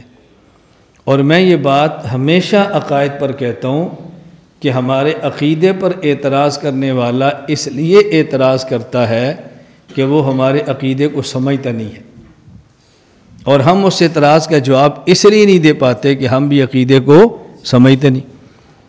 مخالف سمجھتا اعتراض نہ کرتا، ہم سمجھتے تو جواب دے لیتے. تقدیر پر اعتراضات کیا ہوتے ہیں؟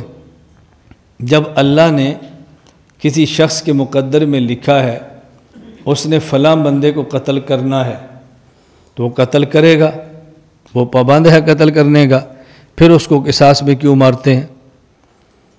فلاں بندے کے مقدر میں لکھا ہے اس نے کفر کرنا ہے، وہ کرے گا، تقدیر کا پابند ہے، تو پھر وہ جہنم میں کیوں جا رہا ہے؟ ظلم ہے۔ اس قسم کے اشکالات کیے جاتے ہیں۔ تقدیر علم الہی کا نام ہے، تقدیر امر الہی کا نام نہیں ہے۔ یہ اعتراض وہ کرتے ہیں جو تقدیر کو امر الہی سمجھتے ہیں کہ خدا کے فیصلے ہیں، اور جن سے جواب نہیں بنتا اس وجہ سے کہ یہ بھی تقدیر کو امر الہی سمجھتے ہیں کہ خدا کے فیصلے ہیں۔ حالانکہ تقدیر امر الہی خدا کے فیصلوں کا نام نہیں ہے، تقدیر علم الہی کا نام ہے۔ علم الہی اور امر الہی کا مطلب کیا ہے؟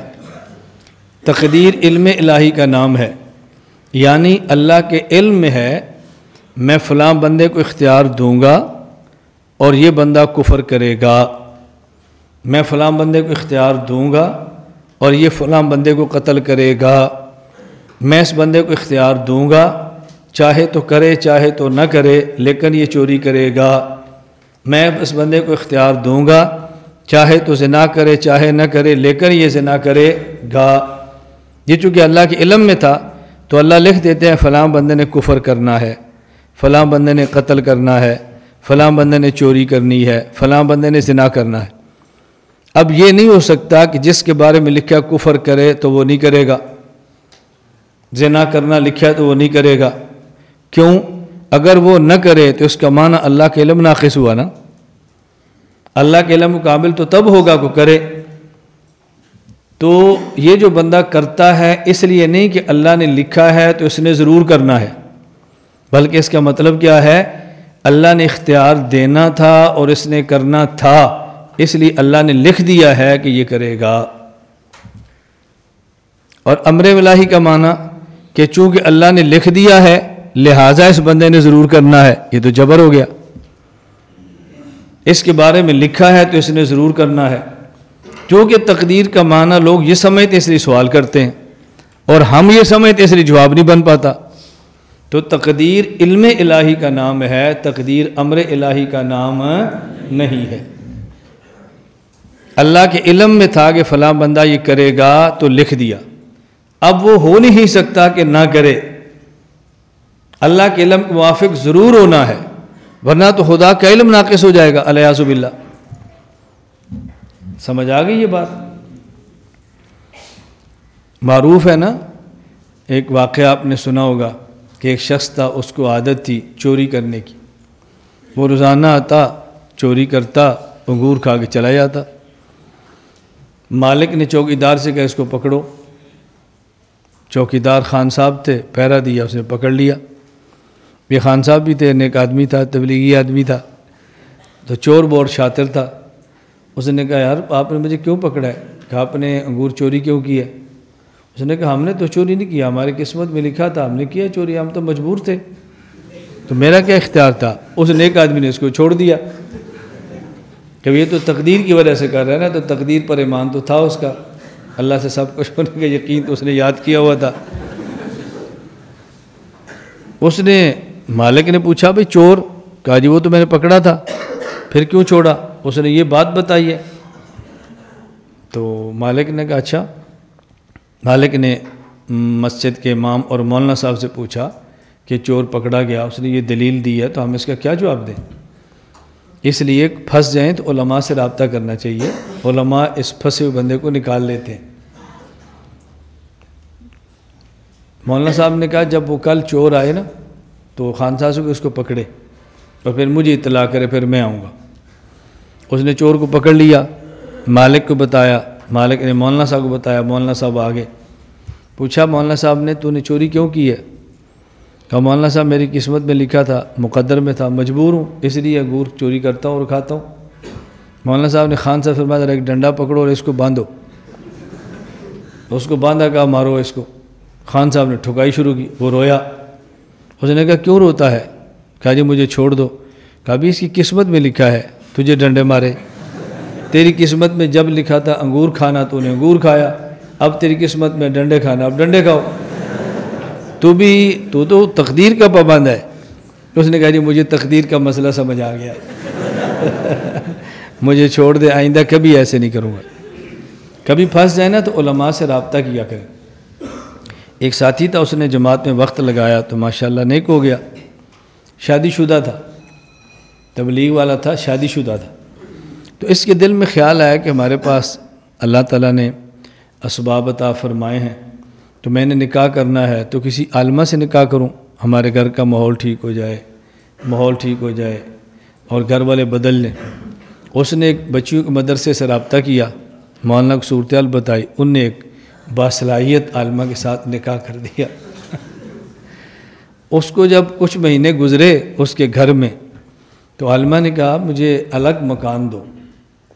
اس نے کہا میں تو تمہیں اس لیے لایا تھا کہ ہمارے گھر کا ماحول ٹھیک ہو، ہماری بہنیں ہیں، بابیاں ہیں، والدہ ہے، ان کو ٹھیک کرو۔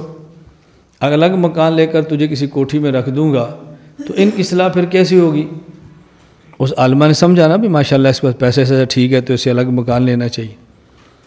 تو اس نے خیر بہت سمجھایا، لیکن عالمہ نے کہا نہیں، میرا حق ہے الگ مکان، میرا حق ہے الگ مکان، میں کوئی غلط مطالبہ تو نہیں کر رہی۔ وہ جب بیچارہ پریشان ہوا تو پھر مولانا صاحب کے پاس گیا۔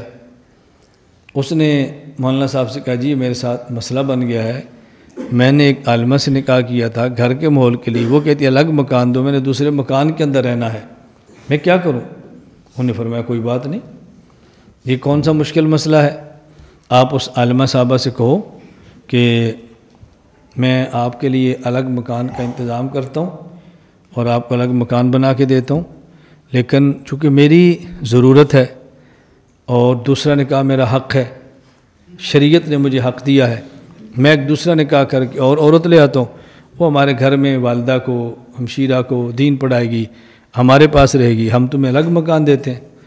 تو سالمہ نے کہا میرے اندر کمی ہے آپ نے محسوس کی ہے؟ اس نے کہا نہیں کمی تو محسوس نہیں کی، الگ مکان آپ کا حق ہے، دوسری بیوی میرا حق ہے، تمہارا حق تمہیں دے دیتے ہیں، میرا حق میں لے لیتا ہوں۔ اس نے کہا اگر میں اپنا حق چھوڑ دوں تو؟ اس نے کہا میں بھی چھوڑ دیتا ہوں، اب ایک ہی مکان میں خوشی خوشی رہ رہے، جھگڑا تو نہ ہوا نا، سارے معاملات تو ختم ہو گئے۔ اس لیے علماء سے پوچھتے رہا کریں، آدمی علماء سے پوچھ لے پھر آدمی پھنستا نہیں ہے، بس اسی میں خیر ہوتی ہے۔ وَضَرَبَ لَهُمْ آجَالًا، اور اللہ نے ان کے لیے مدتیں متعین فرمائی ہیں، اوقات مقرر فرما دیے ہیں کہ کس آدمی نے کب فوت ہونا ہے، کس آدمی نے کتنا عرصہ رہنا ہے، کس چیز نے دنیا میں کتنا عرصہ کہاں رہنا ہے، یہ اللہ نے مدتیں متعین فرما دی ہیں۔ نمبر 21، وَلَمْ يَخْفَ عَلَيْهِ شَيْءٌ مِّنْ أَفْعَالِهِمْ قَبْلَ أَنْ يَخْلُقَهُمْ وَعَلِمَ مَا هُمْ عَامِلُونَ قَبْلَ أَنْ يَخْلُقَهُمْ، اور ان کو پیدا کرنے سے پہلے ہی اللہ کے علم میں ان کے افعال تھے، اور ان کو پیدا کرنے سے پہلے ہی اللہ کے علم میں ان کے اعمال تھے، ان نے کون سا فعل کرنا ہے، کون سا عمل کرنا ہے، یہ مترادف لفظ ہیں، تو اللہ کے علم میں پہلے سے ہے۔ یہ نہیں کوئی آدمی کام کرے تو اللہ کو پتہ چلے، اللہ کو پہلے سے پتہ ہے کہ اس بندے نے کیا کرنا ہے، یہ ہے تقدیر علم الہی، اللہ کو پہلے سے پتہ ہے کہ بندے نے کیا کرنا ہے، اللہ کے علم میں ہے ان کے افعال، اللہ کے علم میں ان کے اعمال۔ دیکھو نا یہاں یہ نہیں لکھ رہے قدر لهم اقدار کے بعد کہ انہوں نے وہ کچھ کرنا ہے جو خدا نے فرمایا ہے، ان نے وہ کچھ کرنا ہے جو ان کے لیے لکھا ہے، یہ کہا جا رہا ہے کہ جو کچھ ان نے کرنا ہے اللہ کے پہلے سے علم میں ہے، اس علم کے مطابق اللہ پہ لکھ دیتے ہیں اور بندہ کرتا رہتا ہے علم الہی کے مطابق۔ نمبر 22، وَأَمَرَهُمْ بِطَاعَتِهِ وَنَهَاهُمْ عَنْ مَعْصِيَتِهِ، ان کو حکم دیا کہ اللہ کی اطاعت کریں، اللہ کی بات مانیں، اور ان تمام کو روکا اللہ کی نافرمانی کرنے سے۔ شریعت اور دین کا خلاصہ دو چیزیں ہیں، نمبر 1 اوامر، نمبر 2 نواہی۔ اوامر کا معنی جو کام کرنے کے ہیں، جو باتیں کہنے کی ہیں، نواہی کا معنی کہ جو کام نہیں کرنے اور جو باتیں نہیں کہنی۔ ما آتاکم الرسول فخذوہ وما نہاکم عنہ فانتہوا، جو کام کرنے ہیں اور جو بات کہنی ہے اس کو خیر کہتے ہیں، اور جس کام سے بچنا ہے اور جس بات سے بچنا ہے اس کو شر کہتے ہیں۔ فمن یعمل مثقال ذرۃ خیرا یرہ ومن یعمل مثقال ذرۃ شرا یرہ۔ پیغمبر پاک صلی اللہ علیہ وسلم کی جو صفات ہیں، ان صفات کا خلاصہ دو صفتیں ہیں، نمبر 1 بشیر، نمبر 2 نذیر۔ اس کی وجہ کہ موت کے بعد کے ابدی اور دائمی ٹھکانے دو ہیں، نمبر 1 جنت اور نمبر 2 جہنم۔ یہ جنت مقام اہل خیر کا ہے اور جہنم مقام اہل شر کا ہے۔ پیغمبر بشیر ہیں، یعنی فضائل سنا کے خیر کی طرف اور مقام خیر جنت کی طرف بلاتے ہیں۔ پیغمبر نذیر ہیں، وعیدیں سنا کر شر اور مقام شر جہنم سے ڈراتے اور بچاتے ہیں۔ تو صفتوں کا خلاصہ دو ہیں، نمبر 1 بشیر اور نمبر 2 نذیر۔ تو کچھ کام کرنے کے ہیں اور کچھ کام نہ کرنے کے۔ قرآن کریم کا فاتحہ اور قرآن کریم کا خاتمہ، قرآن کریم کی ابتدا اور قرآن کریم کی انتہا، ان دونوں میں اللہ نے مناسبت کتنی بیان فرمائی ہے۔ قرآن کریم کا جب آغاز ہے تو اس میں حکم دیا ہے کہ 2 چیزیں اللہ سے مانگو، اور قرآن کے اختتام پر بتایا ہے کہ 2 چیزیں ایسی ہیں کہ ان سے پناہ مانگو، اللہ اسے بچا لے تمہیں۔ اللہ سے مانگی کون سی چیزیں ہیں؟ نمبر 1 ایاک نستعین، نمبر 2 اہدنا الصراط المستقیم۔ پہلے اللہ کی تعریف بیان کی ہے، پھر اللہ سے اپنا تعلق بیان کیا ہے ایاک نعبد، پھر اس کے بعد مانگا ہے ایاک نستعین۔ جب بھی کوئی چھوٹا بڑے سے مانگتا ہے تو پہلے تعریف کرتا ہے، اللہ نے آپ کو باغات دیے ہیں، اللہ نے آپ کو زمینیں دی ہیں، اللہ نے آپ کو فیکٹریاں دی ہیں، اللہ نے آپ کو بہت دیا ہے، پہلے تعریف ہوتی ہے، اور پھر اپنا تعلق۔ ہمارے والد صاحب بھی آپ کے یہاں سکھاتے تھے، ہمارے دادے نے بھی آپ کی نوکری کی ہے، ہم نے بھی آپ کے ساتھ ہی رہنا، ہمارا آپ سے پرانا تعلق ہے۔ اس کے بعد ہمارے بیٹے کی شادی ہے تو کچھ آپ کر دیں۔ الحمدللہ رب العالمین الرحمن الرحیم مالک یوم الدین، پہلے تعریفیں کی ہے نا، پھر ایاک نعبد، ہم تو آپ کے بندے ہیں، آپ کے منگتے ہیں، آپ ہی کو سجدے کرتے ہیں۔ ایاک نستعین، تو پھر مانگیں گے بھی آپ سے ہی نا، جب آپ کے سجدے کرتے ہیں تو آپ سے مانگیں گے، اور ہم نے اللہ کہاں جانا ہے؟ تو یہ ایاک نستعین اللہ سے مانگا جا رہا ہے۔ نمبر 2 اہدنا الصراط المستقیم، یہ دوسری چیز مانگی ہے۔ تو فاتحۃ الکتاب میں 2 چیزیں مانگی ہیں، یہ دونوں خیر ہیں، اللہ کی مدد یہ بھی خیر ہے، اور صراط مستقیم یہ بھی خیر ہے۔ فرق کیا ہے کہ اللہ کی مدد مل جائے تو دنیا میں انسان عزت کے ساتھ جیتا ہے غالب ہو کر، اور صراط مستقیم مل جائے تو بندہ آخرت میں جہنم میں نہیں پھر جنت میں جاتا ہے۔ اور آخر میں 2 چیزوں سے پناہ مانگی ہے، نمبر 1 من شر ما خلق، نمبر 2 من شر الوسواس الخناس۔ یہ من شر ما خلق جو مخلوقات کا شر ہے، اس کا نقصان دنیا میں ہوتا ہے۔ من شر الوسواس اور خناس اور وسوسے ڈالنے والے کا شر، اس کا نقصان دین میں ہوتا ہے۔ تو مخلوق کے شر سے بچیں گے تو دنیا اچھی ہوگی، اور خناس کے شر سے بچیں گے تو دین اچھا ہوگا، دنیا بھی اچھی اور آخرت بھی اچھی۔ من شر ما خلق، یہ ایک ہی چیز سے پناہ مانگی ہے۔ یہ جو باقی 3 چیزیں ہیں نا، من شر غاسق اذا وقب ومن شر النفاثات فی العقد ومن شر حاسد اذا حسد، یہ الگ نہیں ہے، یہ تخصیص بعد التعمیم ہے۔ پہلے عام بات فرما دی ہے، پھر کچھ چیزوں کو خاص فرما دی ہے۔ آپ کراچی سے سرگودا مرکز پڑھنے کے لیے آتے ہیں تو والد صاحب فرماتے ہیں بیٹا راستے میں اپنا بہت خیال رکھنا، یہ عام بات فرما دی۔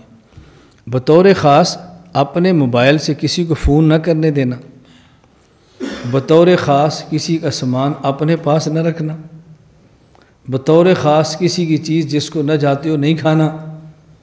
پہلے بات کیا فرمائی؟ یہ تعمیم، آگے تخصیص ہے۔ من شر ما خلق، اللہ مخلوقات کے شر سے بچا۔ لیکن بعض شر ایسے ہیں جو نظر آتے ہیں، بعض ایسے نظر نہیں آتے۔ دن کو کوئی بندہ حملہ کرے تو نظر آتا ہے، اور رات کا حملہ آور نظر نہیں آتا۔ من شر غاسق اذا وقب، رات کے شر سے اللہ میں بچا بطور خاص۔ ومن شر النفاثات فی العقد، آدمی گولی مارے تو نظر آتی ہے اور جادو کرے تو جادو نظر نہیں آتا، اللہ بطور خاص اس سے بچانا ہے تو نظر بھی نہیں آتا۔ ومن شر حاسد اذا حسد، ایک عام مخالف ہو نا فکری، اس کی مخالفتوں کا پتہ چلتا ہے، اور فکری طور پہ اپنا اور حاسد ہو، اس حاسد کے حسد کا پتہ نہیں چلتا اور یہ بغل میں رہ کے نقصان پہنچاتا ہے۔ ومن شر حاسد اذا حسد، اللہ بطور خاص اس سے بھی بچانا۔ تو اصل تو شر ایک ہی ہے نا، من شر ما خلق، یہ تخصیص بعد تعمیم ہے۔ تو فاتحۃ الکتاب میں 2 چیزیں مانگی ہیں اور خاتمۃ الکتاب میں 2 چیزوں سے پناہ مانگی ہے۔ تو شروع میں کیا ہے؟ 2 خیریں، اور آخر میں کیا ہے؟ 2 شر۔ یہ میں کہہ رہا تھا کہ دین کا خلاصہ ہے، امرہم بطاعتہ ونہاہم عن معصیتہ، طاعت کو لینا ہے اور معصیت سے بچنا ہے، خیر کو حاصل کرنا ہے اور شر سے رکنا ہے۔ توجہ رکھنا ذرا، پورے قرآن کریم میں اللہ رب العزت نے دونوں باتیں فرمائی ہیں، توحید اختیار کرو اور شرک سے بولتے جاؤ بولتے جاؤ بولتے جاؤ۔ یہ میں نے سبق رٹانا ہے آپ کو، یہ ہمارے مرکز کی یہی خصوصیت ہے، توحید اختیار کرو اور شرک سے، سنت اختیار کرو اور بدعت سے بچو، نکاح کرو اور زنا سے، شربت پیو اور شراب سے، بکرا مچھلی کھاؤ اور خنزیر سے، تجارت کرو اور سود سے، حلال کھاؤ حرام سے، جنت میں جاؤ اور جہنم سے۔ یہ خلاصہ ہے۔ تو جو عالم آدھی بات کرتا ہے نا اور بچو بچو نہیں کہتا، وہ دین کی آدھی بات سمجھا رہا ہے۔ پوری بات سمجھانے والا وہ ہے جو پوری بات کرے۔ صرف اتنا سمجھا دینا کہ نماز پڑھو یہ کافی نہیں ہے، یہ بھی سمجھاؤ نماز پڑھو اور یہ بھی سمجھاؤ کہ کہاں پڑھو، یہ بھی سمجھاؤ کہ باجماعت نماز پڑھو اور یہ بھی سمجھاؤ کہ فلاں کے پیچھے پڑھو اور فلاں کے پیچھے نہ پڑھو۔ یہ کیا ہو کہ ہر کسی کے پیچھے پڑھو؟ یہ کیسے ہو سکتا ہے ہر کسی کے پیچھے پڑھو؟ ایسا نہیں ہو سکتا۔ ایک مولانا صاحب تھے، ان کی 2 علماء سے دوستی تھی۔ ایک عالم ایسے جو ہر وقت تبلیغ میں فنا ہے، اور ایک عالم ایسے جو تبلیغ میں فنا تو نہیں، کچھ مخالف بھی تھے، اور یاری ان کی دونوں سے تھی۔ اب یہ ایک عالم کو ملے جو تبلیغ والے نہیں تھے، اور ان کو ملے کیا حال ہے، ٹھیک ہے، خیریت ہے، جا کدھر رہے ہیں؟ جو تبلیغ والے تھے، ان کی دوستی دونوں سے تھی۔ تو انہوں نے ان کو جب کہا میرا ان کو پیغام دینا اور ان کو یہ بات کہنا کہ ہر بندے کے پیچھے نماز نہ پڑھا کرو، اپنی نمازیں خراب نہ کرو، جیسے آدمی دوستانہ ماحول ہوتا ہے نا، اس نے جا کر ان کا پیغام دے دیا۔ انہوں نے واپس کہا میرا ان کو پیغام دینا کہ ہم تبلیغ والے ہیں اور ہم شکار کرتے ہیں، اور شکاری ہر جگہ پہ جاتا ہے اپنا شکار کرنے کے لیے۔ انہوں نے واپس آ کر پیغام ان کو دے دیا جب ملے۔ جب کوئی 2 مہینے بعد پھر ادھر جانے لگے تو پھر ملے، جی میں جا رہا ہوں، پیغام ہو تو دینا۔ انہوں نے کہا ان کو میرا پیغام دینا کہ ہر جانور کا شکار حلال نہیں ہوتا۔ آپ شکار کرو لیکن ہر جانور کا شکار حلال نہیں ہوتا، بعضوں کا شکار حلال ہوتا ہے اور بعضوں کا حرام ہوتا ہے۔ آپ کسی کو یہ بتاؤ کہ شکار کرو تو یہ بتاؤ گے نا بھی کس جانور کا شکار نہ کرو، یا جو بھی ملے شکار کر لو، جو بھی ملے اس کو ذبح کر لو، وہ ذبح سے حلال نہ ہو پھر بھی ذبح کر لو۔ میں بارہا کہتا ہوں، میں کسی جماعت اور افراد کی مخالفت نہیں کرتا، آپ کی ذہن سازی کرتا ہوں کہ آپ کو کس رخ پہ چلنا چاہیے۔ یہ بات اچھی طرح سمجھو، اپنے رخ کو ٹھیک کرو۔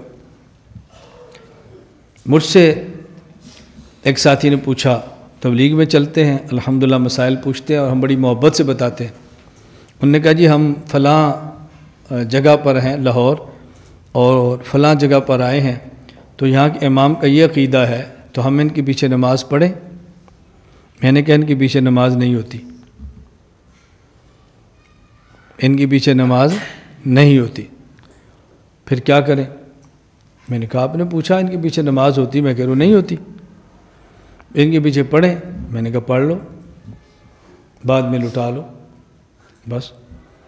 اب بات سمجھو ذرا، میں کبھی یہ نہیں کہتا کہ آپ تبلیغ میں جاؤ اور فلاں امام کے پیچھے نماز نہ پڑھو، میں یہ کہتا ہوں کہ فلاں کے پیچھے ہوتی ہے اور فلاں کے پیچھے نہیں ہوتی۔ جب آپ ہم سے یہ پوچھو گے کہ مولانا صاحب ہم تبلیغ میں جاتے ہیں تو فلاں عقیدے والے امام کے پیچھے نماز ہوتی ہے، تو ہم جواب دیں گے کہ نہیں ہوتی۔ اور جب آپ پوچھو گے کہ فلاں عقیدے والے امام کے پیچھے ہم تبلیغ میں جائیں تو نماز پڑھ لیں، ہم کیا کہیں گے؟ پڑھ لو۔ اب دیکھو کتنا اعتدال ہے۔ آپ کا اشکال کیا تھا؟ اگر نماز نہیں پڑھیں گے تو تبلیغ کیسے کریں گے؟ میں نے تو کہا پڑھو، میں تو نہیں روک رہا آپ کو کہ نہ پڑھو، میں تو کہہ رہا ہوں پڑھو۔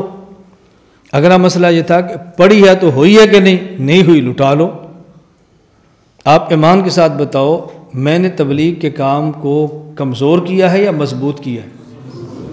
اگر میں کہتا نہ پڑھو، آپ کہتے ہو کمزور کر رہے ہیں، میں تو کہہ رہا ہوں پڑھو، لیکن نماز نہیں ہوئی تو بعد میں لٹا لو، کیونکہ ہم نے لوگوں کو نمازی بنانا ہے نا، اپنی نماز تو خراب نہیں کر سکتے۔ پھر مجھے اس نے کہا کہ مولانا صاحب اگر ان کے پیچھے نماز نہیں ہوتی تو پھر جماعت کا کیا بنے گا؟ میں نے کہا جب عذر ہو تو جماعت کا وجوب ختم ہو جاتا ہے، اور جب عذر نہ ہو تو جماعت کا وجوب باقی رہتا ہے۔ آپ کا عذر ہے، آپ کی مجبوری ہے، استغفار بھی کرو اور بعد میں نماز بھی لٹا لو۔ دو باتیں الگ ہیں، نمبر ایک ان کے پیچھے نماز ہوتی ہے کہ نہیں، اور نمبر دو ان کے پیچھے نماز پڑھیں یا نہ پڑھیں، دونوں میں کتنا فرق ہے؟ بات سمجھ آ رہی ہے نا؟ تو یہ فرق سمجھا کریں۔ اس لیے ہم کبھی بھی نہیں کہتے کہ آپ تبلیغ میں جاؤ فلاں کے پیچھے نماز پڑھو، فلاں کے پیچھے نہ پڑھو، کبھی بھی نہیں کہتے۔ اب میں آپ سے پوچھتا ہوں، اگر آپ یہ سمجھتے ہیں کہ ہم تبلیغ میں جائیں اور کسی بندے کے پیچھے نماز نہیں ہوتی اور اس کے پیچھے نماز نہ پڑھیں تو ہمیں مسئلے میں کام نہیں کرنے دیں گے، انتشار ہوگا، آپ کا یہی ذہن ہے نا؟ بولو، یہی ذہن ہے نا؟ میں کہہ رہا ہوں کہ نہ پڑھو تو کہہ رہا ہوں پڑھو۔ اچھا، اگر آپ کا یہ ذہن ہو کہ فلاں بندے کے پیچھے پڑھیں اور نماز نہیں ہوتی، عملاً پڑھتے رہیں لیکن نظریہ ہو کہ نہیں ہوتی، انتشار ہوگا؟ انتشار تو نہیں ہوگا۔ ہم فکری تربیت کرتے ہیں کہ ان دونوں چیزوں کا خیال بہت زیادہ فرمائیں، اس لیے ہم نے امت کو بتانا ہے کیا کرنا ہے اور امت کو بتانا ہے کہ کیا نہیں کرنا۔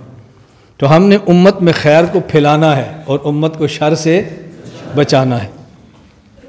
اگر ہر کسی کے پیچھے ہو جاتی ہے، فضائل اعمال میں واقعہ موجود ہے، حضرت عمر بن خطاب رضی اللہ تعالیٰ عنہ مدینہ منورہ میں ہیں، مدینہ منورہ میں جنازہ آ جائے، حضرت عمر پوچھتے ہیں کہ حضرت حذیفہ مدینہ میں ہیں؟ جی ہیں۔ جنازے میں آئے ہیں؟ جی نہیں آئے۔ فرمایا کہ میں جنازہ نہیں پڑھوں گا۔ تو یہ حضرت شیخ نے واقعہ کیوں بیان کیا ہے کہ ہر کسی کا جنازہ پڑھنا چاہیے؟ یہ اس لیے واقعہ بیان کیا ہے، اس لیے نہیں بیان کیا۔ حضرت عمر نہیں پڑھتے تھے، حضرت حذیفہ ہوتے تو پڑھتے تھے۔ اب آپ بتائیں حضرت حذیفہ علم اور مقام میں بڑے ہیں یا حضرت عمر رضی اللہ تعالیٰ علم اور مقام میں بڑے ہیں؟ حضرت عمر علم اور مقام میں بڑے ہیں، لیکن فتنوں کا علم چونکہ حضرت حذیفہ کے پاس تھا تو حضرت عمر حضرت حذیفہ کے بارے پوچھتے وہ موجود ہیں کہ نہیں۔ اس کا معنی کہ جس کے پاس فتنوں کا فن ہو، فتن کے معاملے میں اس سے رجوع کرو، یہ نہ دیکھو کہ بندہ چھوٹا ہے یا بڑا ہے، یہ دیکھو کہ فتنوں کا علم اس کے پاس ہے یا نہیں۔ یہ بات سمجھ آ جائے تو الجھنیں ختم ہو جاتی۔ صحیح بخاری میں حضرت حذیفہ رضی اللہ عنہ فرماتے کان الناس یسألون رسول اللہ عن الخیر وکنت اسألہ عن الشر۔ صحابہ کرام حضور سے خیر کی باتیں پوچھتے اور میں حضور سے شر کی باتیں پوچھتا۔ صحابہ کرام حضور سے خیر کی باتیں پوچھتے اور میں شر کی باتیں پوچھتا، مخافت ان یدرکنی۔ صحابہ خیر کی باتیں پوچھتے تاکہ پھیلا دیں اور میں شر کی باتیں پوچھتا کہ امت کو شر سے بچا دوں۔ میں کہتا ہوں دل بڑا رکھو، تردید ایک دوسرے کی مت کرو، اور یہ فخر کے ساتھ کہو کہ دیوبند والوں میں حضرت جی مولانا الیاس بھی ہیں جنہوں نے تبلیغی جماعت بنائی ہے امت میں خیر پھیلانے کے لیے، اور دیوبند میں مولانا محمد الیاس گمن بھی ہیں جن نے عالمی اتحاد اہل سنت والجماعت بنائی ہے امت کو شر سے بچانے کے لیے۔ تردید کرنی ہے، تائید کرنی ہے؟ تردید کیوں کرتے ہیں؟ تائید کرو، دونوں کی بات کرو، دونوں کا بیان کرو، لڑائی آپس میں کیوں پیدا کرتے ہو؟ تبلیغ ہے خیر پھیلانے کے لیے، اور خیر پھیلتی ہے فضائل سے، اور ہم ہیں شر سے بچانے کے لیے، اور شر سے بچتے ہیں دلائل سے۔ اس لیے تبلیغ کا کام فضائل والا ہے اور ہمارا کام دلائل والا ہے۔ وہ کام بھی عالمی ہے، یہ کام بھی عالمی ہے۔ ہم نے امت میں خیر کو پھیلانا بھی ہے اور امت کو شر سے بچانا بھی ہے، دونوں کام کریں گے انشاءاللہ العزیز۔ اس لیے آپ دیکھیں ہمارے 12 دن سبق پڑھتے رہو گے، ہم آپ کو فضائل نہیں پڑھائیں گے، کیا پڑھائیں گے؟ دلائل۔ اور تبلیغ 12 سال بھی لگا لو تو فضائل، کیوں؟ کام ہے نا، جیسا کام ہے اسی کے تقاضے کے مطابق نصاب ہوگا نا۔ ان نے خیر پھیلانا ہے تو نصاب فضائل مال ہے، اور ہم نے امت کو شر سے بچانا ہے تو ہمارا نصاب دلائل مال ہے۔ وہ بھی ٹھیک ہے، یہ بھی ٹھیک ہے، اس میں الجھن کی بات کیا ہے؟ تو ہم نے خیر کو پھیلانا ہے اور شر سے۔ مجھے ایک ساتھی نے پوچھا کہ مولانا صاحب آپ حضرات کی محنت سے کتنے غیر مقلد ہیں جو مقلد بنے، کتنے اہل بدعت ہیں جو اہل سنت بنے، کتنے مماتی ہیں جو حیاتی بنے ہیں۔ میں نے کہا کتنے بنے ہیں اس کو چھوڑ دیں، میں کہتا ہوں ایک بھی نہیں بنا، پھر کیا اشکال ہے؟ کتنے بنے ہیں وہ تو ہمارے پاس کارگزاری ہے، میں انشاءاللہ کبھی کارگزاری عرض کروں گا تو آپ تعجب کریں گے، تعجب۔ یا مولانا خیستہ رحمان ہمارے خیبر پختونخوا کے نائب امیر ہیں، پبی کے ہیں، آپ دیکھو جا کر، میں وہاں مدرسہ صالحانہ بیان کر کے آیا ہوں، 50 لاکھ روپیہ خرچ کر کے مدرسہ غیر مقلد نے بنایا ہے، اور آج وہ مدرسہ ہمارے پاس ہے۔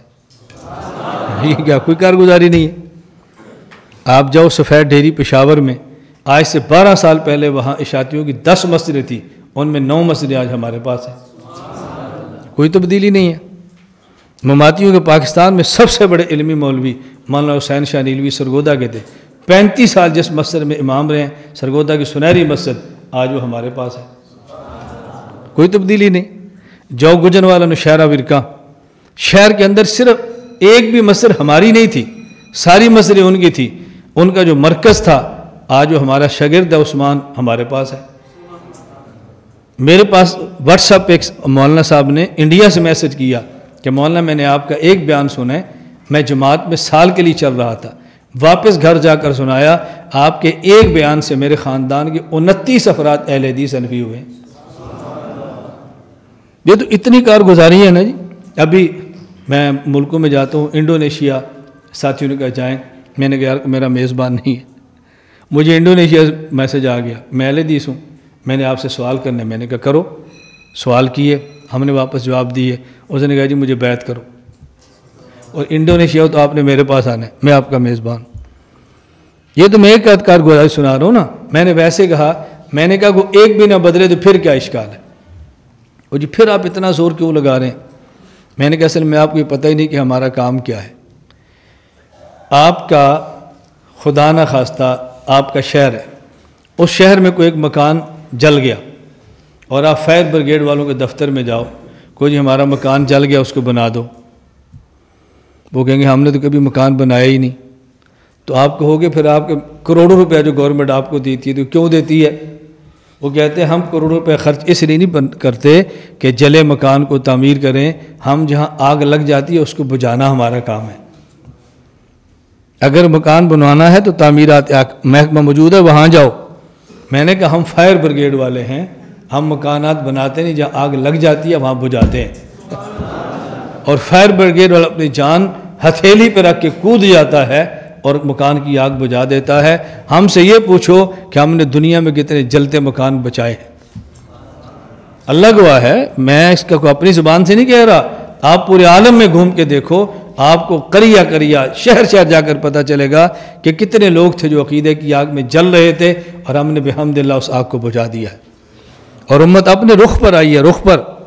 میں ملکوں کی کارگزاری سناؤں تو آپ حیران ہو جاؤ گے، فضائی بدل گئی ہے۔ میں گزشتہ سال رمضان عمرے میں تھا، تو بہت بڑے ایک عالم ہے جموں کے، بہت بڑے عالم ہے مولانا سعید، بہت بڑا ادارہ ہے، مجھے ملے تو مجھے کہتے ہیں میں جب عمرے کے لیے آیا تو مجھے یہ نہیں پتا تھا کہ آپ بھی تشریف لائیں، لیکن میں جموں کی بہت خاص اسپیشل قسم کی شہد ہے یہ لایا تھا، کہ مدینہ میں یا مکہ میں کسی بزرگ کو دوں گا، اور جب آپ کا پتہ چلا ماشاءاللہ دل باغ باغ ہو گیا، میں نے اسی شہد کو سنبھال لیا، بس یہ شہد آپ کی خدمت میں پیش کرتا ہوں، یہ زعفران آپ کی خدمت میں پیش کرتا ہوں، اور مولانا بس میں چھوٹا ہوں لیکن ایک گزارش کرتا ہوں، لاکھوں الزام اور مخالفت بھی ہونا، اللہ کے لیے کام نہ چھوڑنا۔ ہم سے پوچھو کہ جموں اور کشمیر میں آپ کی محنت سے کیسے دیوار لگ گئی ہے، یہ ہم سے پوچھو، ہمارے بچے کیسے رک گئے ہیں، ہم سے پوچھو۔ سیلاب تھا جماعت الدعوہ کی وجہ سے خیر مخلدیت کا، بریکیں لگ گئی ہیں، آپ کے بیانات نے بند باندھ دی ہیں مولانا، بس آپ نہیں اندازہ کر سکتے آپ کی عقیدت وہاں کتنی ہے، کبھی آپ آئیں تو آپ کو پتہ چلے۔